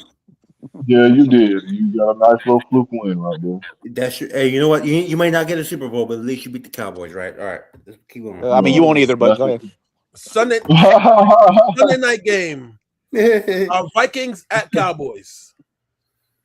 Cowboys. Wait a minute. Let's go. Dane go ahead and get this Jettas hate. Out. Oh yeah. No. Let Reyes say the line odds first. I appreciate that, Dane. Thank you. Dallas is a favorite by 5.5. The over under is 48.5. Oh, under. Oh yes, under. Who they playing? Vikings at Cowboys. Vikings. Is CD playing? Yes. Let me look it up. He practiced. And the Cowboys are at home. He practiced. He's playing. Yeah, he practiced. He's playing. Yeah, he's playing. Dak is playing his best football at home. I got the Cowboys. Yeah, so the Cowboys are gonna tear them up. I'll take the Cowboys, but let me pose this question. I'll take the Cowboys, but let me pose this question since somebody mentioned CD. Who's the real number one down there, CD or Pickens this year? I think you got 1A, 1B. I agree. Yeah, 1A, 1B. That part. I think that part. Share. That part. Because Pickens has played well, except for some of those mental lapses that he has. I don't get it with this dude sometimes. Yeah. Like he pulled him on a, I think it was an 8 route, 9 route, whatever it was. You throw it in. You gear up, you can get that ball. You know what I mean? Or another play where he just kind of just quit. You know what I mean? It's like, damn, dude, you got all the talent in the world, but this it's like a disconnect in one of his synapses and receptors sometimes. You know what I mean? But it's like he does the complete. Fellas, on that 1%, man, it's been great. Appreciate y'all. All right, Marcus, take care, brother. Peace, y'all. Be easy, big man. Be easy, big yes, sir. Man. I think that the with Pickens, he's done what he's done at Dallas this year is better than anything he's done in Pittsburgh. Yeah, of course. Absolutely. And I thought Pickens was a little overrated, but he's playing well this year. I think part of it has to do with Dak, right? Being able to get him the football. He really didn't have any of that in Pittsburgh, right? But you're seeing what Pickens is capable of in Dallas. And I think that's a 1A, I think it's a 1A, 1B situation with him and CD because they get along. And you see him in the interviews, they're side by side like brothers in the interviews, right? You're talking just highly about each other. So I think it's 1A, 1B. Yeah. All right, so everybody got the Cowboys. I'm going with the Cowboys. I think this is going to be the Vikings. Sean got the Vikings. Sean got the Vikings. Sean? Yes, I got the Vikings. Sean like us. All right. He don't like us. You know they gonna pick them. I'm going with the Cowboys. So far my hot take is cooking. Beginning of the season, I said that Justin Jefferson is going to have under 1,000 yards this season. So far, it looks like that's going to be the case. I said under 1,000 yards and under 5 touchdowns. Everybody thought it was crazy. Yes, he deserves to blame most of it because it's his fault. And usually the Cowboys do good against. If you look at Justin Jefferson's career against the Cowboys, it's not really good. They shut him down. So I expect them to have a big defensive game against him, taking him out of the game. And I think Dak in the offense will get rolling against the Vikings. So sometimes bend don't break defense. I like the Cowboys. Sean would pick Randolph Middle School in Universal City, Texas, over Dallas Cowboys if they played shit. See the way Sean goes against Cowboys. That's how I feel about Justin Jefferson. I don't really. I know. And I might go to the game. I'm thinking about going. They play the Giants next Sunday. I'm going to go to the game. I'm thinking about going. Please don't. want to go. I'm gonna go to Well, that game. we cursed enough already, bro. You stay up there, New York. No, Vikings and Giants, not Cowboys. Oh, Yeah, Jettis is coming to New York next Sunday. Oh, okay. Yeah, not Cowboys. I'm not going. I'm going to the Vikings Giants game. I might go to that one. But yeah, You can hate up close and personal against that man. Hey, close person. I seen Tyreek Hill play in person, so I got to see Judge play in person. So I could compare how I saw it live up close. But yeah, this next one's interesting. Go ahead, Dane. Next one, Monday Night Football, last game, Dolphins at Steelers. The Steelers are a 3-point favorite, over under 42.5. This is an interesting game here. It is a very interesting game because ever since the McDaniels, noise came out, I think Dolphins have run off 3 in a row. Right. And so you what you're looking at, honestly, a team that has a quiet resilience against a team that has greater expectation and not living up to it. Pittsburgh, I watched Pittsburgh several times. Pittsburgh got holes all across the board, and most importantly, on the opposite side of the wide receiver, you can't name the second wide receiver for the Pittsburgh Steelers. You can't name it. You can't name them, and that's their issue because you have no. You loading up on you loading up on the run game. Maybe. Yeah, you loading up on the run game. You doubling Metcalf on the outside. Freiermuth, who would help move the chains, has been inconsistent and injured. Then you got the big guy. I can't think his name. He's Washington. Like Darnell Washington. Washington. Yeah. But Pittsburgh's issue is on the outside because you can't alleviate all of that, and because Aaron Rodgers, he is an old man. And just a sidebar, I don't give a damn what nobody say. Aaron Rodgers is still high from being in that cabin for 4 days in the dark. It's just something that glazed in that man's eye. Just look at it. I'm serious. Look at his face. Look at his eyes. There's something that glazed in his eyes that's different. I don't care what nobody say. That man is different. But with that being said, Pittsburgh has real issues, and then they can't stop anybody. Their defensive front is old. I'm not sure their defensive front is old. So they really have to figure out a way to generate, either to stop the run at HN or generate enough pass pressure on Tua to make him reckless with the ball. With that being said, I still don't believe in Miami. They've run off 3 in a row, but they have holes too. And in a desperate game, a desperate team that still has an opportunity. Pittsburgh got more of an opportunity than Miami getting to the playoffs. I think the most desperate team finds a way. And also, look at the weather for Monday's game. It's going to be 20 degrees. The Dolphins already lost. Well, I don't know about that. No, they don't play good at whatever it's 40. They don't show up. Well, they're not wiping weather. Considering what Sid just said, he's right. Cam, they got who's their best player on defense? Is what Cam, or other than what? Who they have? I don't even know who they have. They got what? Cam Hayward. He played what with Boog? He played against Booger McFarland. Bro's in the damn state in the studio now. Shit, old as hell. So I don't know. I do agree the Dolphins don't play well in cold weather, but I think we gotta give wait a little bit. I don't think you just give it to the Steelers because they have not been playing like a. No, they haven't, but it's more about Miami situation. If the weather was decent, then maybe the Dolphins might have changed. But it's just weather-wise, they just don't play. Right. It's just by default. And I even if Tyreek Hill was playing, I still think they probably will lose because the weather's bad. But we'll see. Just be prepared to put an apology. If they win, I'll be impressed. You're gonna do an apology post on the page if I've been defending the Dolphins, so I don't even think I need to. People think I don't even be objective when it comes to the Dolphins, but I'm being objective now. I gotta apologize.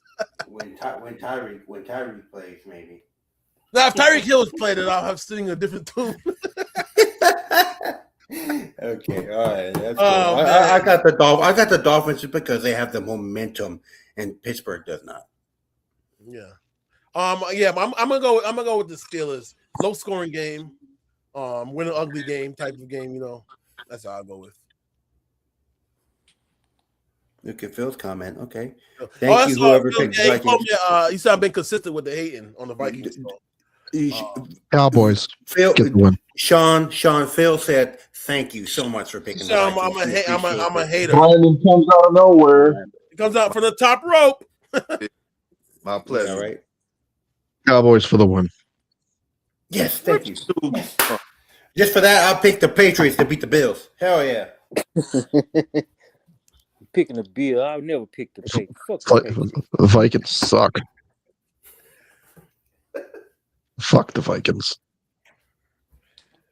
I'm picking the Cowboys. I just need if Trevon Diggs is playing, please just do what you usually do against Justin Jefferson. Keep that man in check. Just do what you do. You've been doing a good job when he plays. He doesn't play well against the Cowboys in his history, so keep doing what you're doing, man. You need a real quarterback. That's what you need, Phil. They need to get that man a real receiver. Give him some help. Give him a real receiver. A real receiver. A real one. Yeah, give him a real one. You notice that other receivers on the Vikings score touchdowns, but somehow the other guy just doesn't score. I don't know what it is. He just I mean, Julio Jones is the same thing. Julio didn't score. That guy doesn't score touchdowns at all. I mean, 2 touchdowns. What is this week? Week 15. The guy has 2 touchdowns, and he's a top level. Hold on, receiver. Julio used to be the same thing. Julio, and people say about Julio, but Julio scored his touchdowns in the playoffs, though. I'll give him that. And Julio don't pay all that money to get gold in his teeth like some other people do. Hell, Julio only made the playoffs one time. What y'all mean? Shit. Nah, Julio made it more than once. How many times did JJ do it? Twice, and he was a non-factor. Chill. White Giants shut him down in the second half. You know, in the second half, Justin Jefferson in the playoffs has 1 catch, 4 yards in 2 games. That's great. That's greatness. Wow. But actually, it's a misnomer. You know, hating like that is why your team has sucked since the boat pick. I say my team is cursed. You are one, man. Shit. Oh, damn. Yeah, but yes, it's a boat pick, but for somehow they shut him down the playoffs. So he ended that. So the Giants suck, but when they played the playoffs in the Vikings, they did good against him.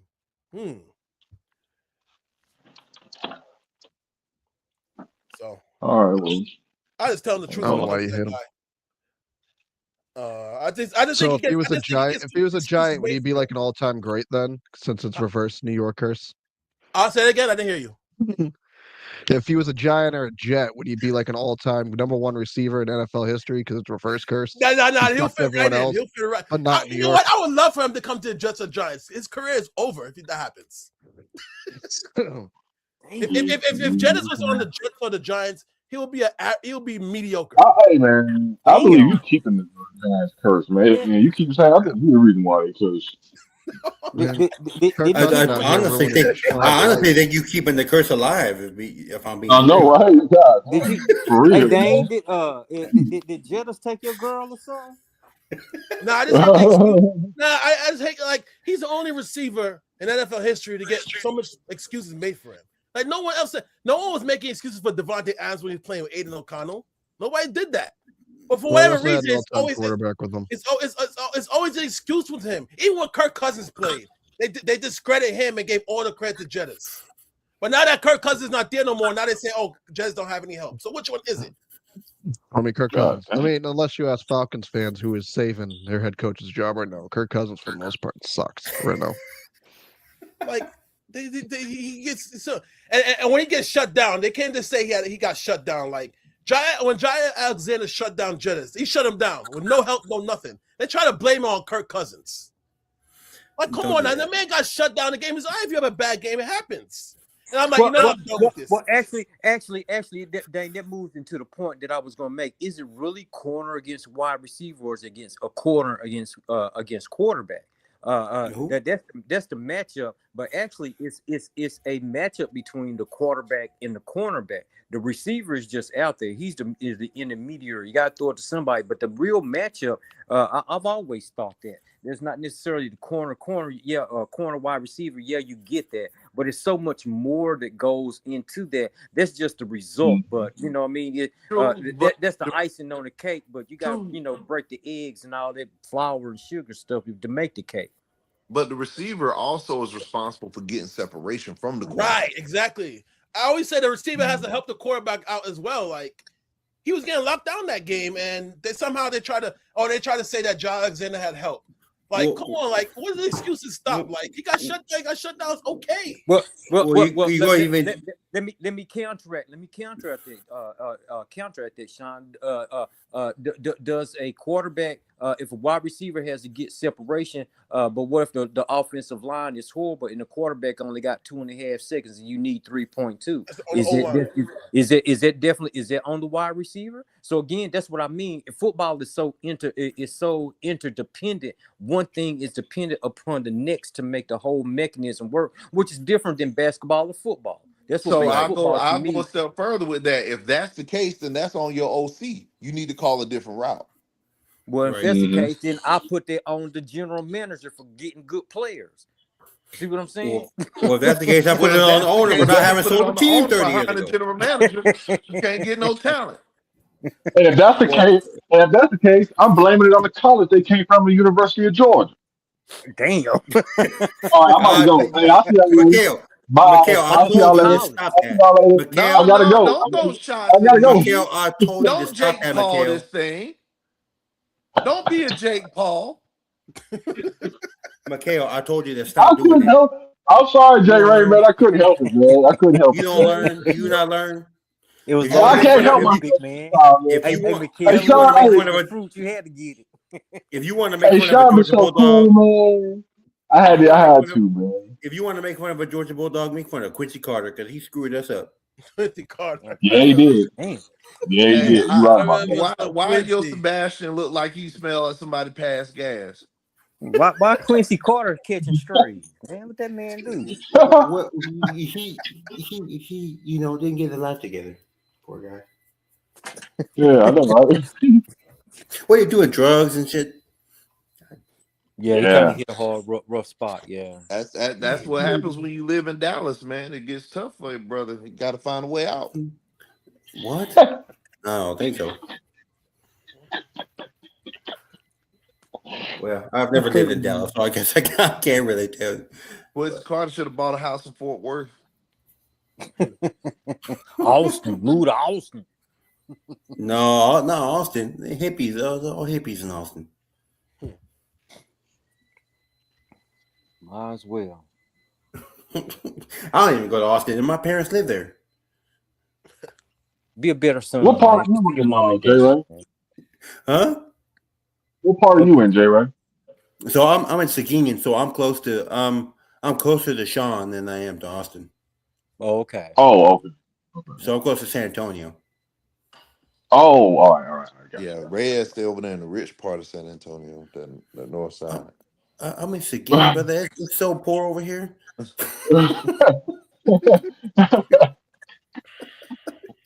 No, I'm not rich. But we do. Sean got to go out and see Wembanyama one of these days. We've been saying that for like 2 years now.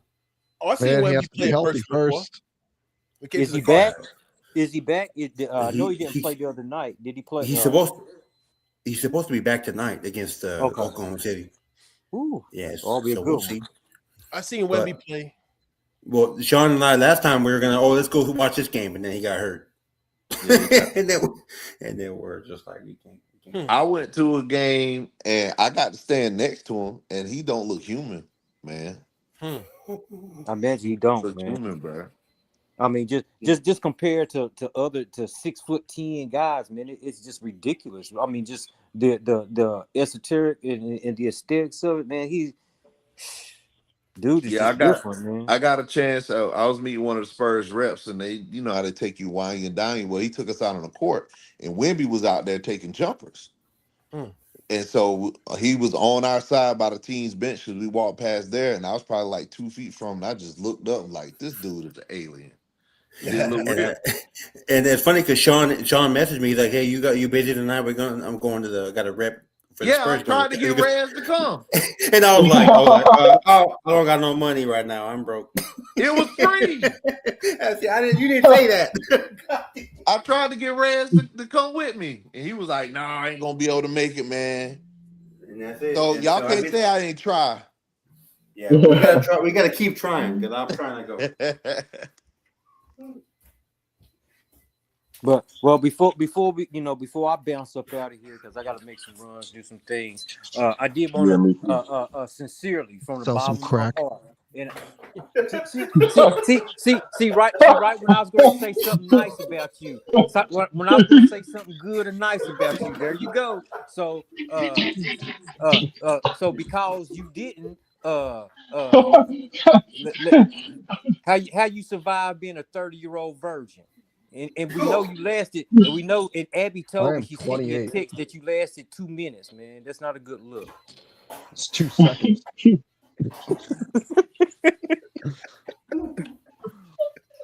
But It's okay. seriously, You say that in congratulations, though, two. young fella. Congratulations on seriously on marriage. It's the toughest. It's the toughest thing that you will ever encounter. That in being a parent.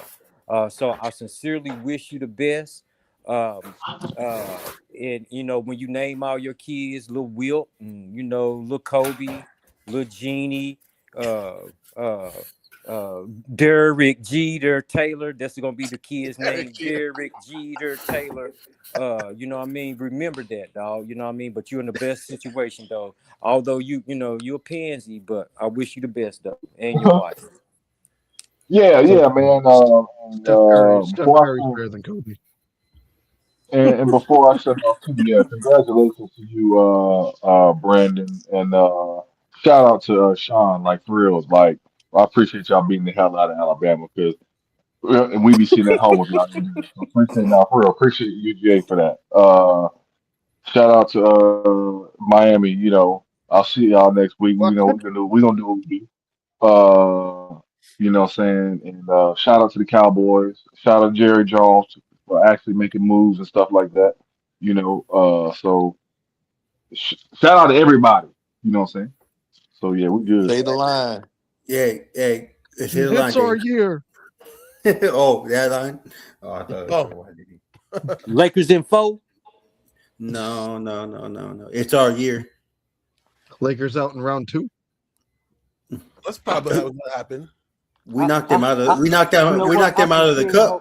I sincerely hope Boston win like 44 games, get in the playoffs. Tatum come back and blow his shit back out, and then y'all be bums for 2 more years. Oh damn. Tatum really gonna it. come back in the Man. playoffs this year? I said it. I said Man, it. And I hope meant every Luca damn goes word. back to alcohol and gets fat again. Yeah, he ain't got Michael Finley around to protect him no more. Right. I can't wait for the night the Lakers get blown out and Luca's just staring down a bottle of Bud Light. That's And okay. you're back to fat Luca. Never fat Luca again. Lakers in 4. Okay, 5. Can't wait for Austin Reeves to leave you for the Hornets. The Hornets are so irrelevant. Like, when was the last time the Hornets was relevant? Like, fire sale, man. Trade Melo in so irrelevant. yeah. Chris Paul was there. Yeah, get the kid out. What's the kid? Yeah, speaking of Chris LaMelo. Paul. Speaking of Chris Paul, before we head out, are the Clippers doing him dirty? That was the Yeah. That's why the Clippers are the Clippers because that was dirty. Like that. The Spurs gave him a baseball signed with all their names, congratulating him on so many assists, right? Oh, they gave him a plaque and everything. The Clippers are like, one bad game. All right, see you later. Go home. Come on, man. How you gonna treat a legend like that? Yeah, that was dirty. Yeah, it was dirty. Clippers deserve everything that they get. I agree. Exactly. Because it's a way that you go about doing things. You know what I mean? And just the whole thing. Kawhi, from the Kawhi comment to Balmer or whoever it is paying them funky under the table or whatnot. It's how you do things that predicates or sets everything off. The teams talk about culture all the time. That's the Clippers' culture. That's their culture. Yep.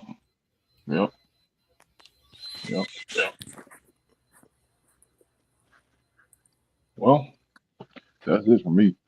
On that note, The only bowl game that was on today was Prairie View A&M against South Carolina State, so we didn't really miss anything there. Yeah, there's no reason nothing, no games on. I'm just tune in for the college band. basketball on, huh? Tune in for the band. Actually, we might be back next Friday. I'm thinking about doing Paul versus Joshua. Okay. Hell no. I mean, I'm down for that. I want to see a dead body. Me too. Why is Miami playing next Friday? No. Hey, Spurs Thunder tonight. Y'all check that out. That'd be a good one. I think the Spurs are the team that give the Oklahoma City. Yeah, I'll watch that. Is it coming on national It's TV Prime. or no? Nah, it's on Prime. It's a slow. I'm gonna pass tonight's John Cena's retirement match. Oh, that's right. Oh, I'm gonna watch that. What the hell is gonna come on tonight? Dan. Wait, Knicks Magic? Ugh. Yeah, that's gross. I'm gonna watch two. I'm gonna watch on my computer. I'm gonna watch the Spurs, and I watch John Cena on my TV. Yeah, split the time up, man. Cause like I said, it's a slow sports day. Yeah, I gotta watch. I definitely want to watch Cena's retirement. Sad-ass night. Trying to find out if there's any good college basketball games tonight. Trying to see. Probably not. Where is Cena's last match playing? DC. It's gonna be on Peacock. Yeah, I'll probably watch that. Seeing it then. I don't have Peacock. I think I'll watch it. No, I'm gonna. Or if you get yourself a VPN, you can watch it on YouTube. So you'll be watching this. You'll be watching the Spurs, right, Sean? Probably. Yeah, I'm gonna watch that one too. So I'm probably watching. Yeah. All right, fellas, I got to jump. All right, John. I hate that. I hate that. All right, If you... All right, Sean. Y'all Brandon, congratulations. Why you do that?